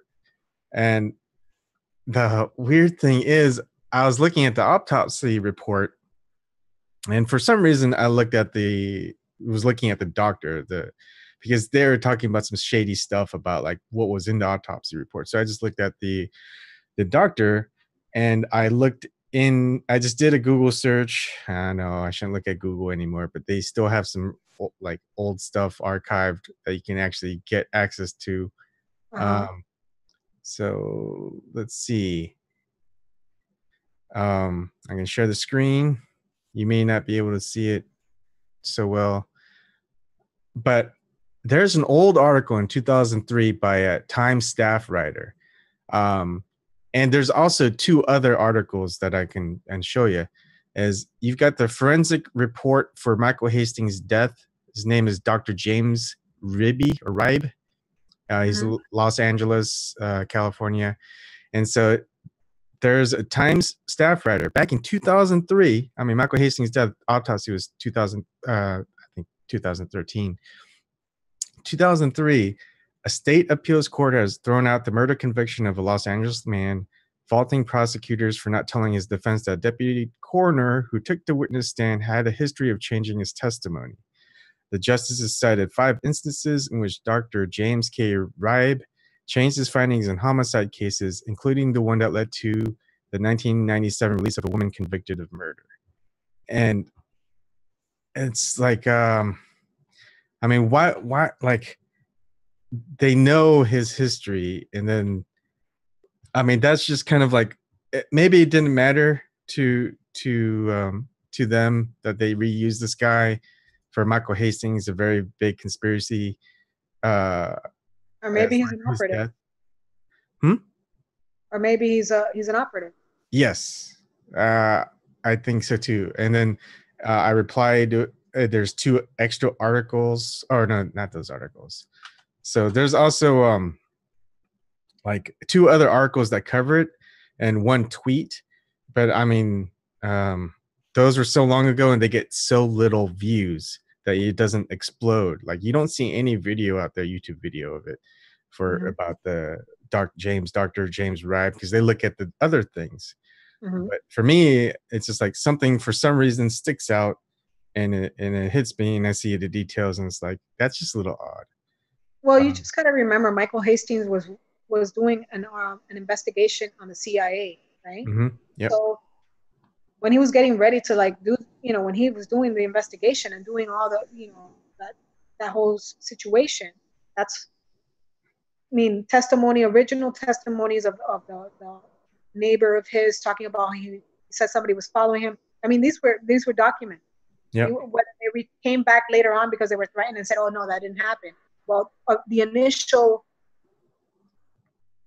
testimony of these people were he was being followed. He said he was being followed, couldn't use his car.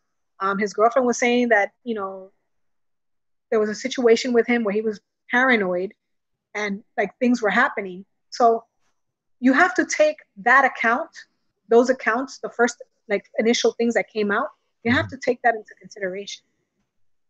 That he was working on a story that the CIA did not want to come out, and that the people that knew him said that this stuff was going on, and this is what he was saying. Yeah. You know. How do you? I mean, time eventually reveals things that wouldn't ordinarily be revealed during that time it was happening. Mm-hmm. And what is their strategy to covering it up? Is it censoring? Is it misinformation? Is it all of those? The current stuff or the old stuff? The old stuff and the current stuff. I mean, well, now it's censorship. Now, okay. So what happened is, see, because I have to bring the spiritual stuff in. No, that's fine. It's words, right? They teach you in the occult how to use certain words, like how they teach. Okay, so psychology, psyop, all that stuff. It's occult stuff. Okay. Like whatever the military is doing is what the witches do in this in practice.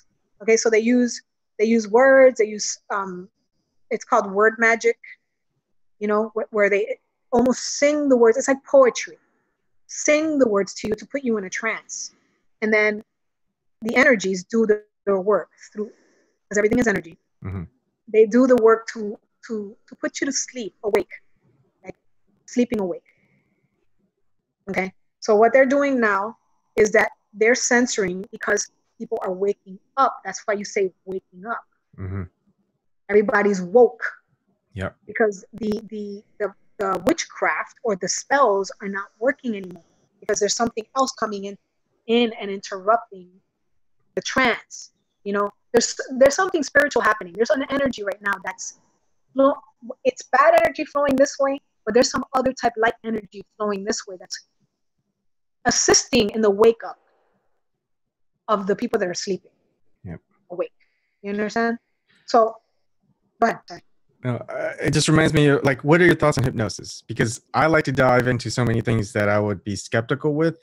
Mm-hmm. But when I was 15, 16, I went to a public library.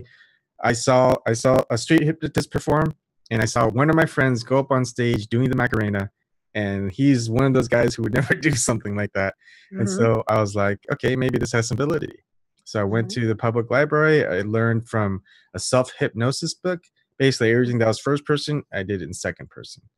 So I just copied it and memorized it. So I hypnotized a couple of my friends.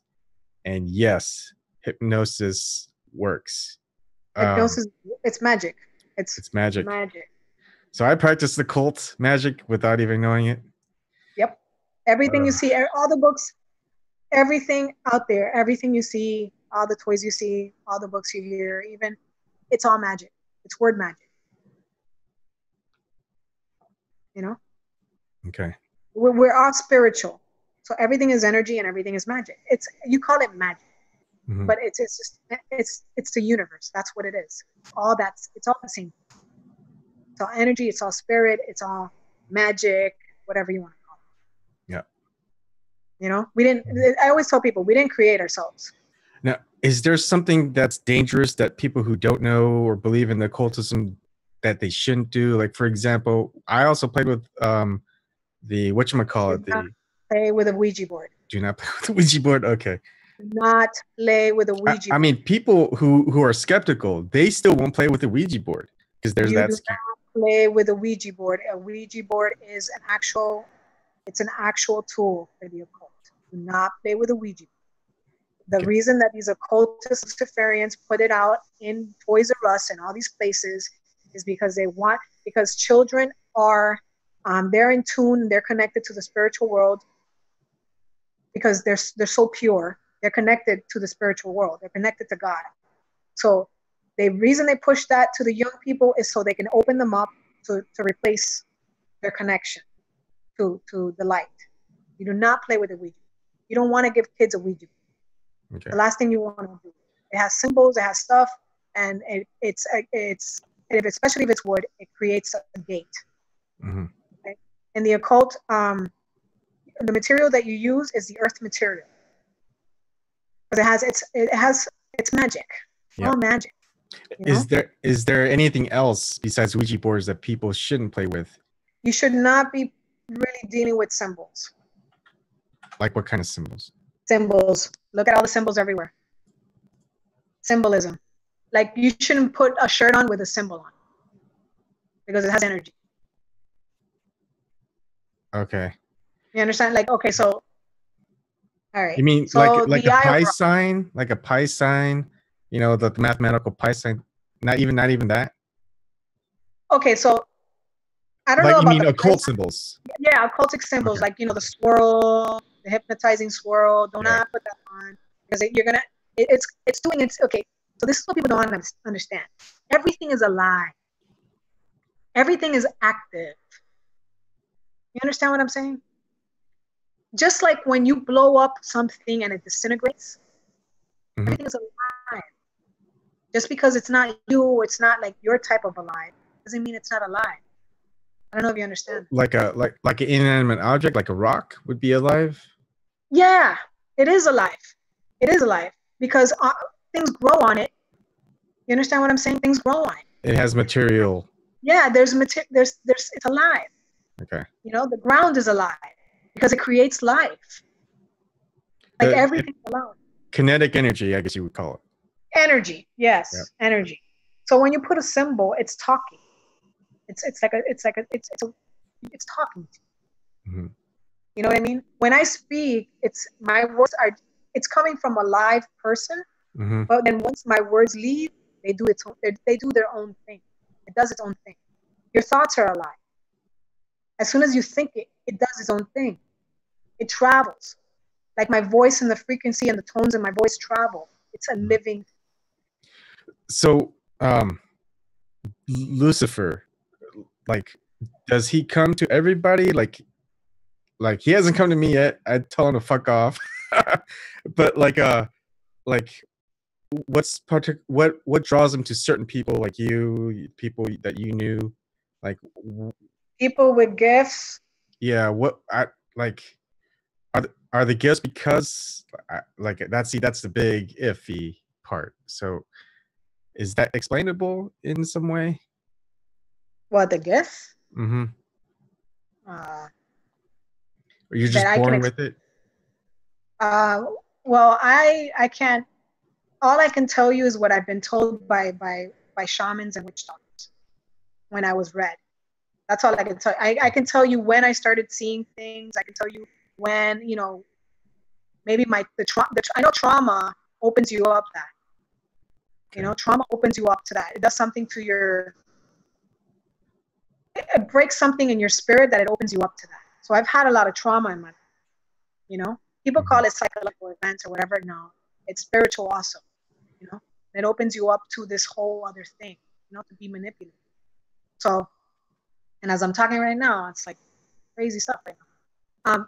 So I don't know there's no real way to prove it. The only way I can Yep. prove it to people is if I send out information through the ether, and okay, so this is what I used to do, right? And sometimes I still do it. Like sometimes I'll be having a conversation with somebody and I'll see thoughts coming off their head.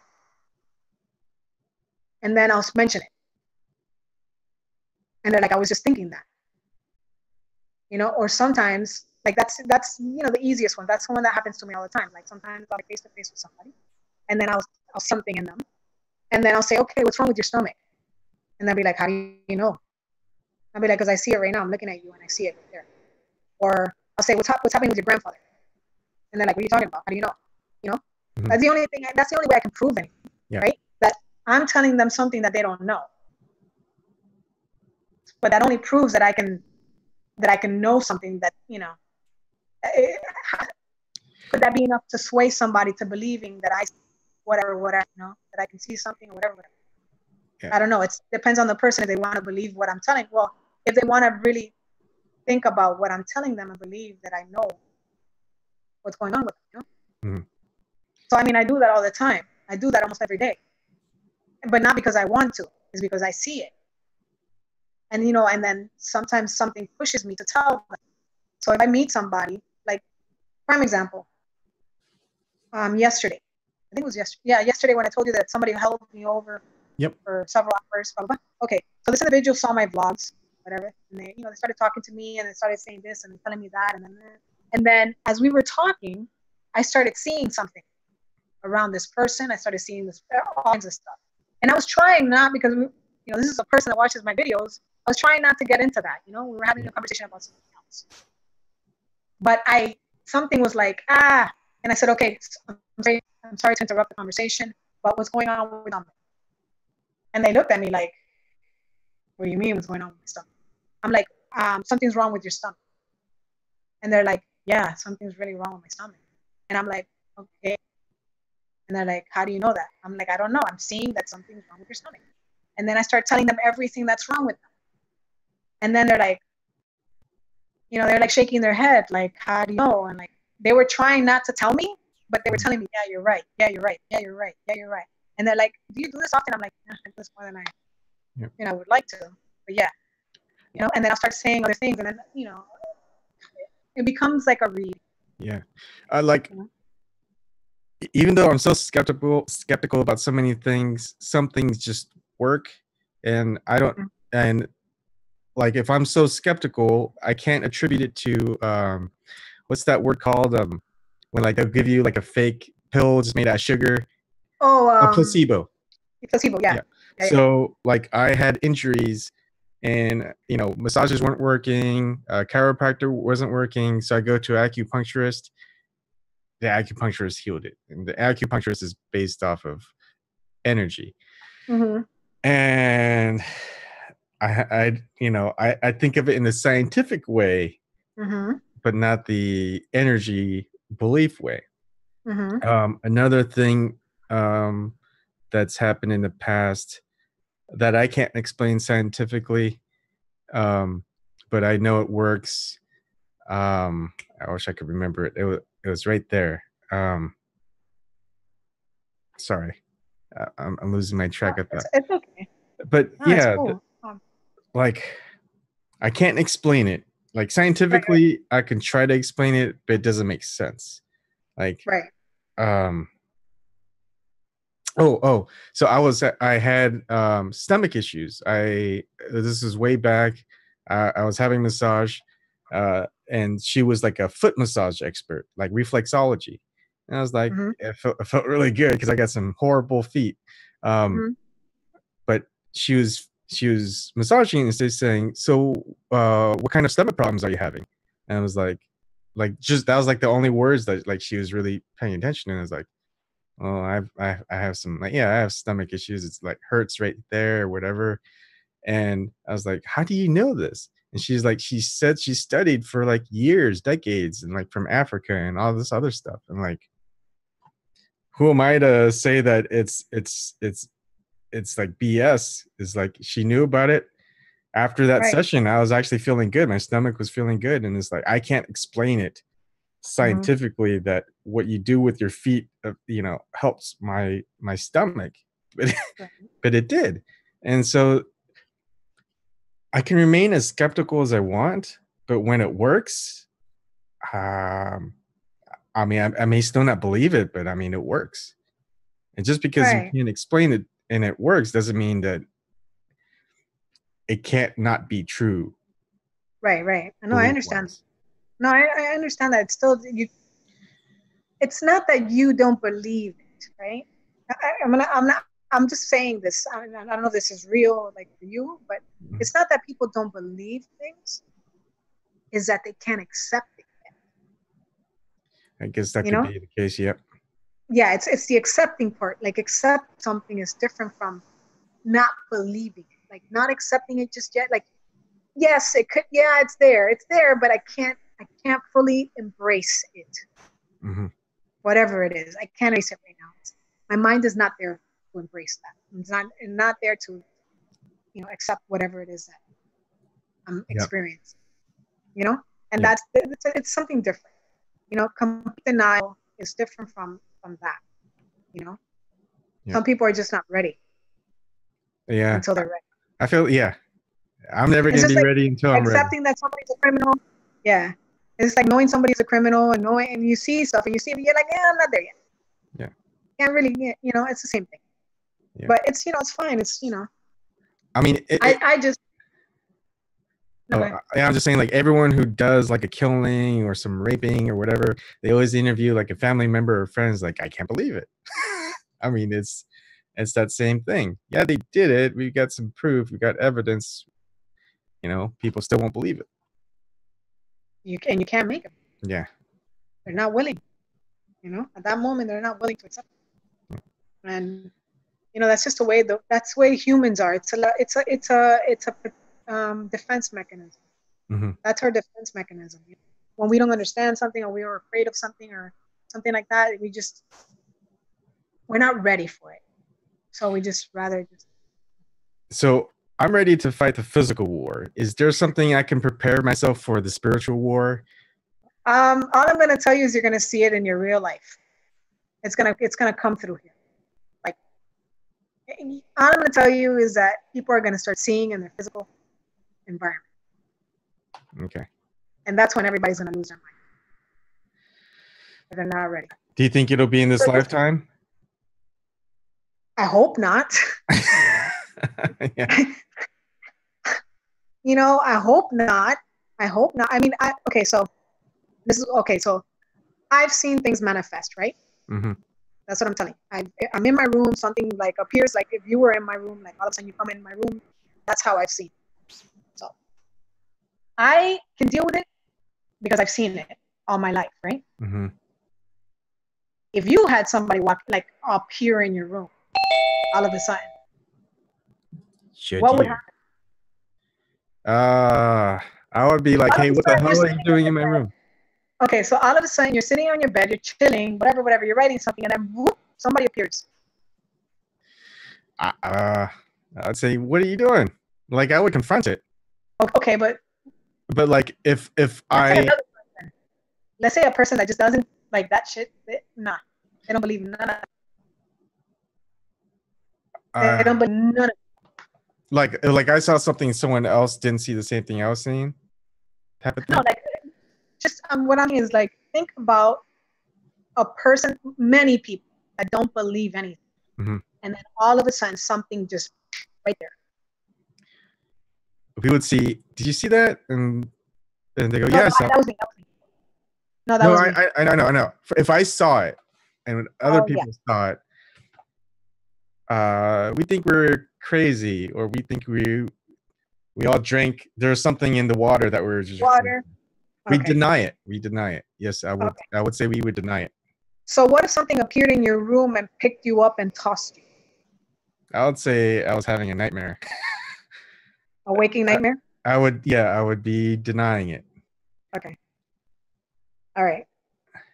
I mean, Now think about all the people that have told you that something made me do it.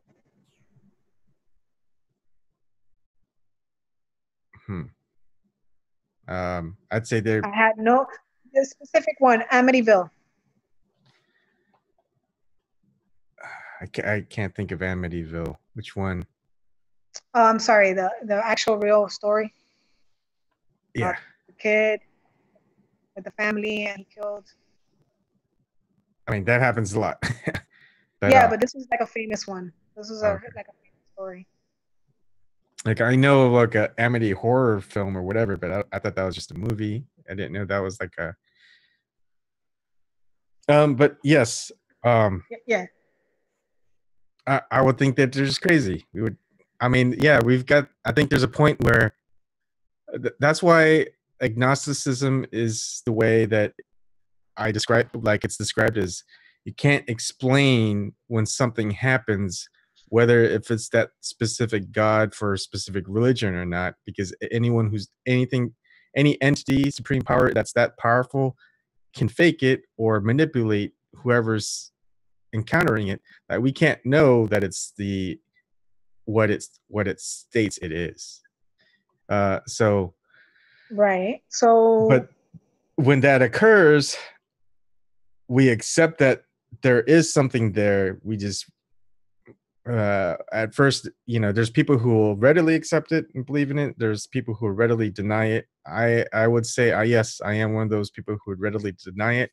But if it happens, you can't deny it.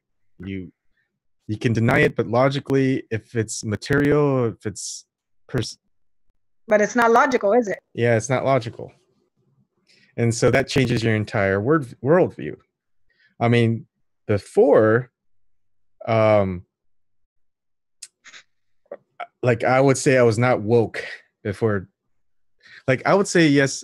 I never agreed with the establishment stuff. I never agreed with the corruption. I was pessimistic as hell. Didn't really care about politics. I think it was all whatever it was. But Mm-hmm. I just had I didn't care. I was just gonna live my life, try to be as away as possible. But then yeah, I would say I woke up and now I just want to figure out how to defeat the system that's corrupt. Hold on, here's someone's trying to say something. Yes, Judea, this will be on YouTube later. Did you want to say anything, Judea? If I'm saying that correctly. You're muted. I could unmute. See if that helps. I guess I don't know. New person. Anyways, I expected more people to show up to join our conversation, but they haven't. It's been almost 2 hours. Did you want to stop or did you want to keep going? I just don't want to take away time if you've got things going on. Well, it's up to you. I can do like another 20. Okay, yeah, I'd love always talking to you. I would talk with you privately, but you are busy. Well, you got my number, so you can call me. Yeah, like if I see something like that, you are the first person I am calling. Go call an exorcist, not me. Well, yeah, no one will believe me. But yeah,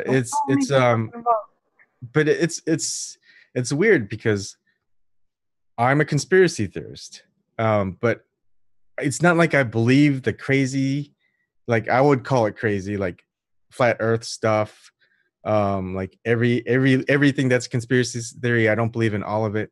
What I do is I look into it as much as I can, and then see what are like certain patterns. For example, stonewalling information access. That always occurs in these conspiracy theories. It's like, nope, you can't have access. Nope. National security. Nope. You got to think of the families. We want to give them privacy. Nope. You can't look into our surveillance tapes or whatever. It's an ongoing investigation. It's like, nope, right. nope, nope. And like for that, to me, is just a sign that there's something being hidden. Not necessarily it fits the conspiracy theory analysis, like the end result, like right. But it definitely fits that the official narrative is not 100% the way it went down. And I Right. think people, like, there's no other way to say it. I am a conspiracy theorist, and Mm-hmm. that's such a bad But connotation. no, I mean, but okay, but I don't like to use the term conspiracy theorist. Mm-hmm. Okay. If you're going to use the theorist term, then use the theorist. I'm a theorist. Okay. Don't use conspiracy theorist because that's something that was created by the CIA. That term was coined by the CIA. Yeah. To discredit people. So you're involved in evaluating theories. You know what I mean? Mm-hmm. Which is what scientists do. Yeah. That have theories.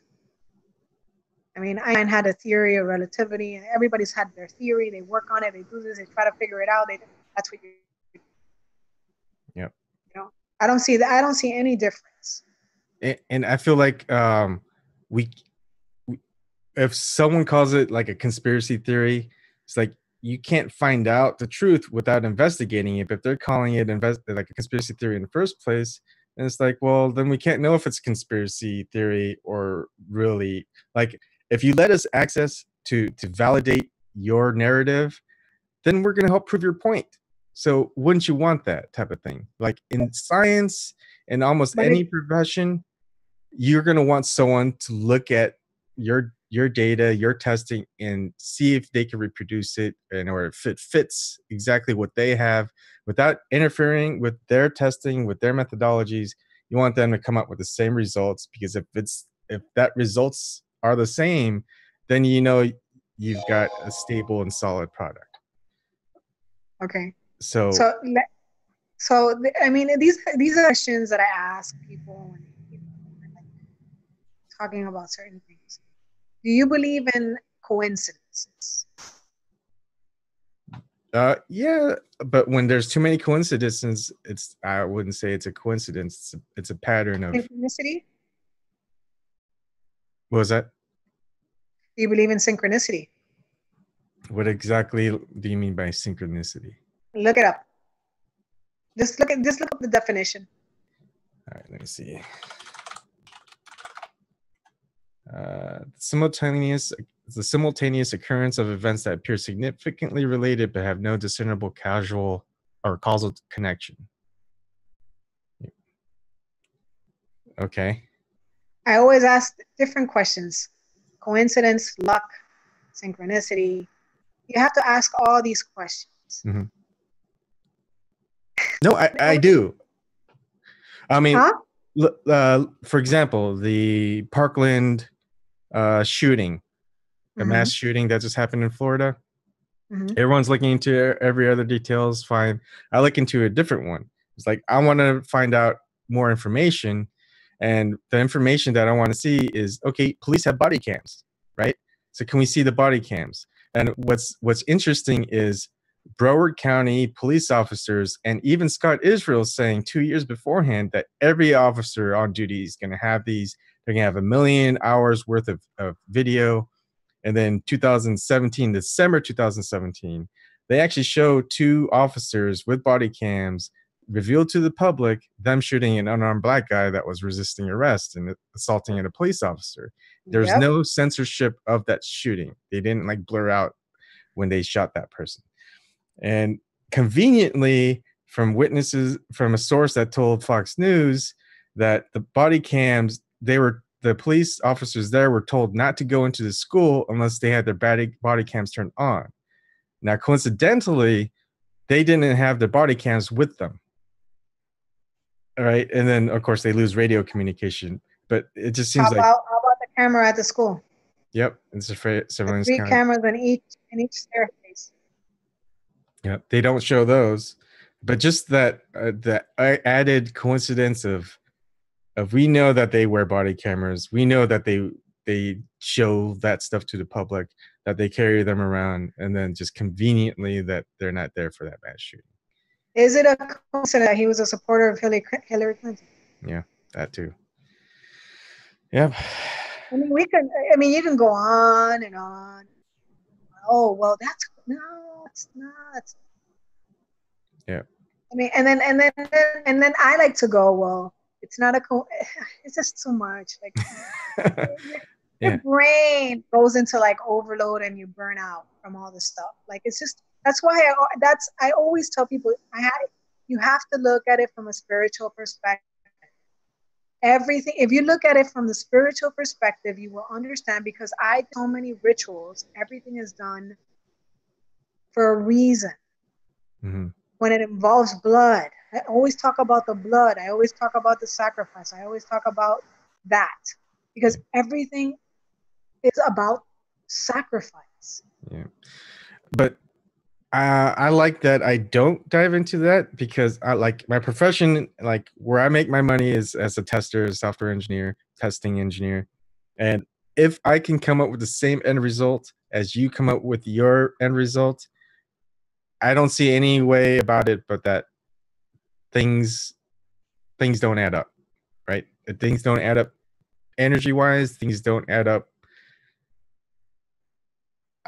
logic wise, like Yeah. non-energy wise, I would say, because Yeah. there No. No. is No. logic within the energy process. So I shouldn't say that that's illogical. I'm sorry. Right. You know what I meant. Energy wise, non-energy wise. So I know. Yeah. I'm just saying, like, I see it from that point of view, and it's just like it all. I can see. It's almost. I can see everything. That's what I'm trying to say. I look at it. I look at one thing, and then I look at the other thing, and I look at the third thing, and I can see the whole map, the whole, the whole printout, the whole plan. yeah. It's like music, you And know. what I like about this is when more people come on, we're just pieces of a puzzle, and we don't see that Mm-hmm. big picture until we all fit our pieces together. And Yeah. we all have to have our different viewpoints and perspectives, but if we see the same thing, we can't deny that it's there. And that's corruption. That's that there are some things that people just ignore, that they deny. I don't deny that there's pedophilia mass problem going on in the power structure of Mm-hmm. pedophilia and people getting away with it. You It's gotta listen to Sybil Edmonds. I've watched some stuff of Sybil Edmonds. Okay, So yeah, yeah. You need to see some stuff about when she was in the FBI, and then she had one interview, one session with all the whistleblowers, and they get into all what they know, and how the CIA, and like all the intelligence agencies, um, how they smuggle people, and human trafficking, and the child trafficking. And you need to watch. You need to find those discussions, mm-hmm. and you're getting it out of the horse's mouth, the way experience, like the stuff that they know. Like that's what I watch. That's Yeah. how I confirm what I know. And I watch those things too. And when you show me to watch this, I watch it. But I know I'm looking at it from a different perspective than you are. Yeah, yeah, But yeah, yeah, if we see the same thing, yeah, uh, yeah, yeah. that's a good thing. That means we're both kind of on the right track. Right. That's the way I see it. And Yeah. I always, it's funny because I always thought I was Fox Mulder. If you ever watch X-Files, but whenever I'm talking with you, I feel like I'm the Mulder, I'm the Scully, and you're the Fox Mulder. And I'm So it's like, that's come on. funny. That's funny. Yeah. That's hilarious. But it's I mean, if you think about the way that X-Files is like Scully sees so many crazy things that she knows she can't quantify in logical sense, right? But she still denies it. Like Mulder's, like, except for like this final season and like the previous seasons, he finally accepts it in a way. But I mean, Yeah. it's But like everybody has their process. yeah, and everyone has that little boundary. Like eventually, that boundary wears away.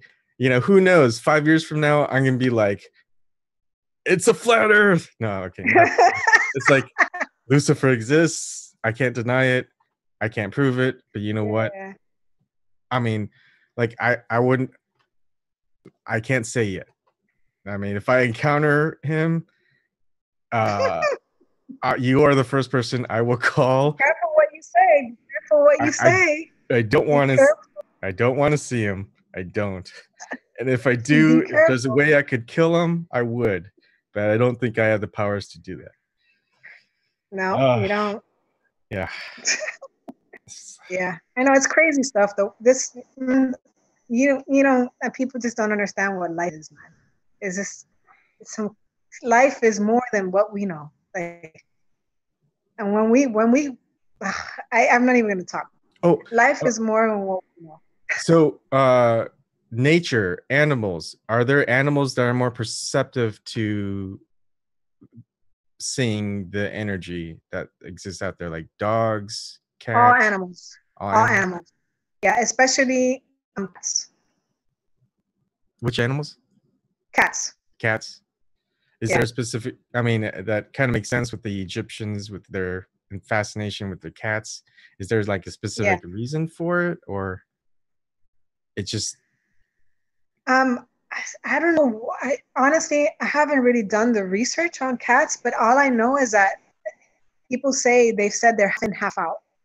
hmm, They're half in, half out. You know, like there's something about them that I don't know. Maybe it's their spirit, a little cat spirit yeah? that has a connection to something, to other worlds. I don't know. You know, I don't know. I don't know if it's their eyes, their X vision. I don't.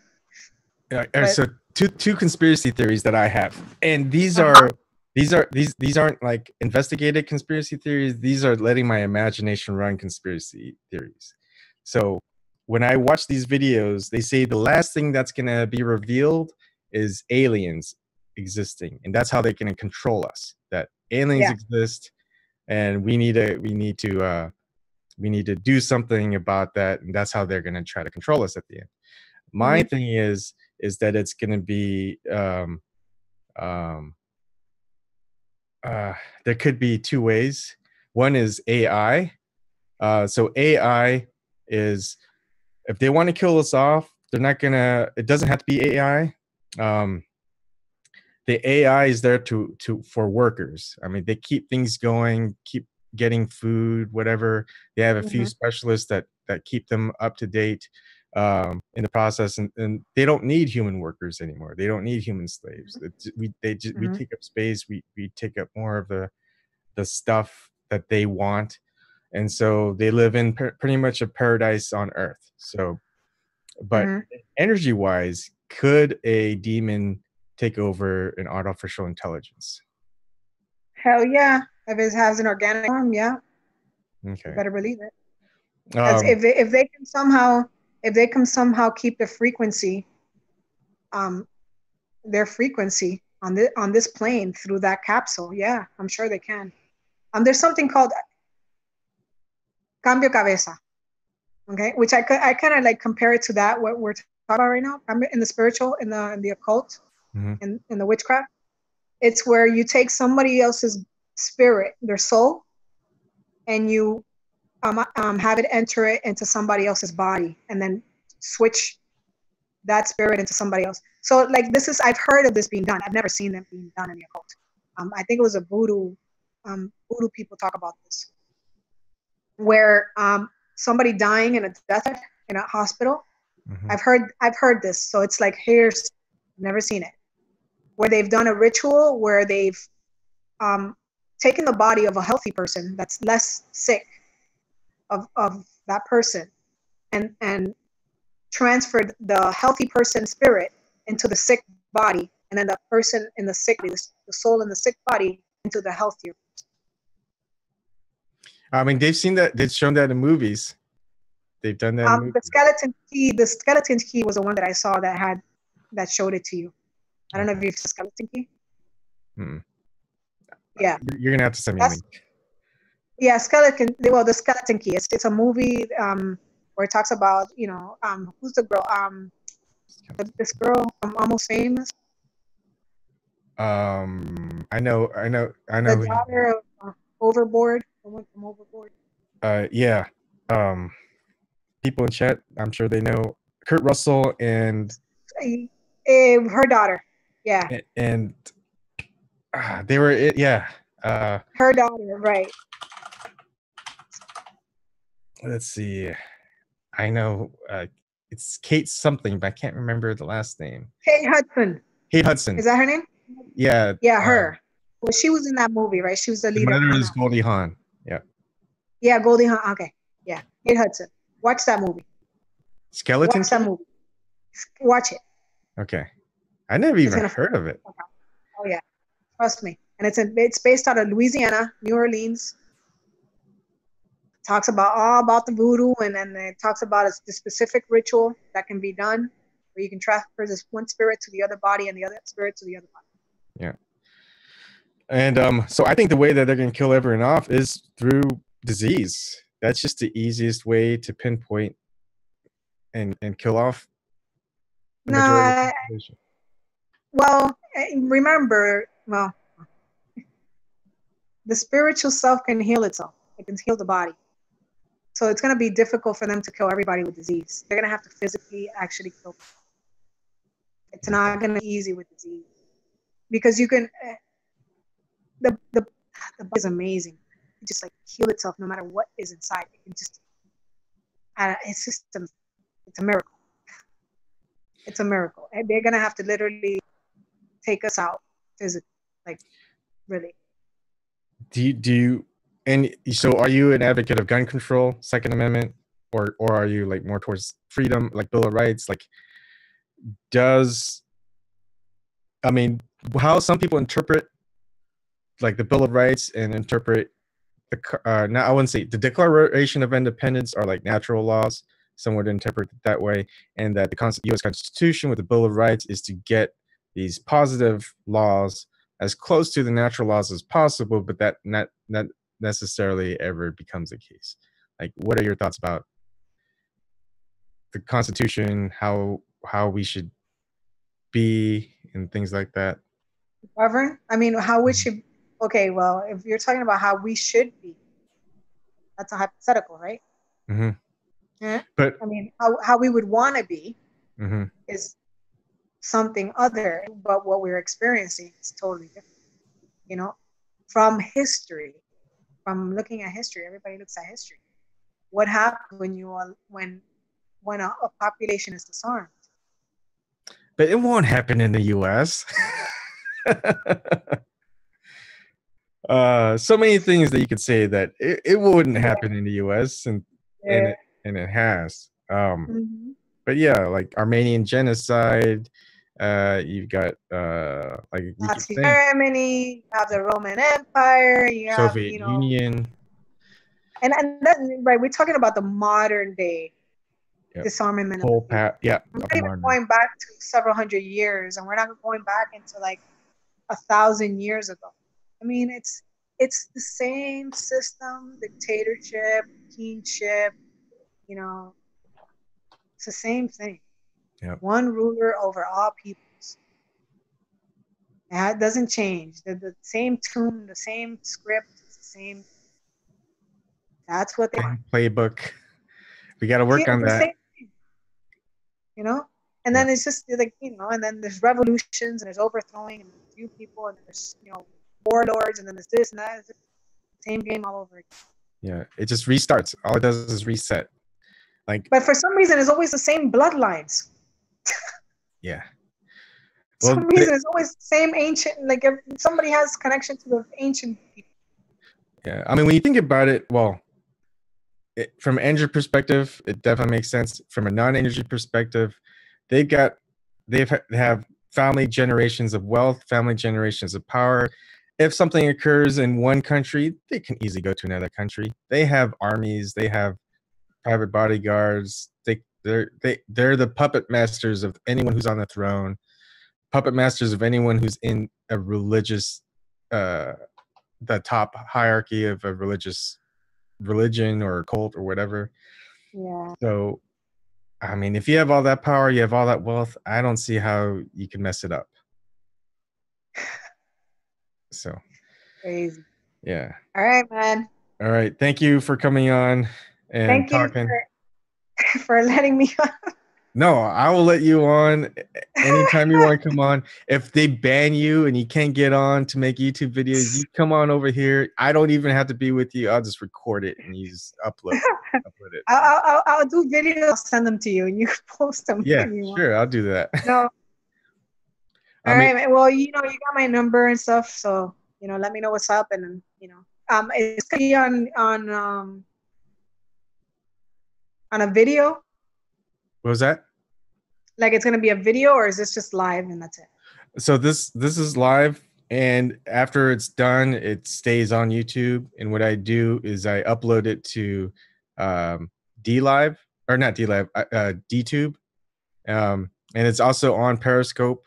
So it's restreamed on YouTube and Periscope, and I just upload it to DTube.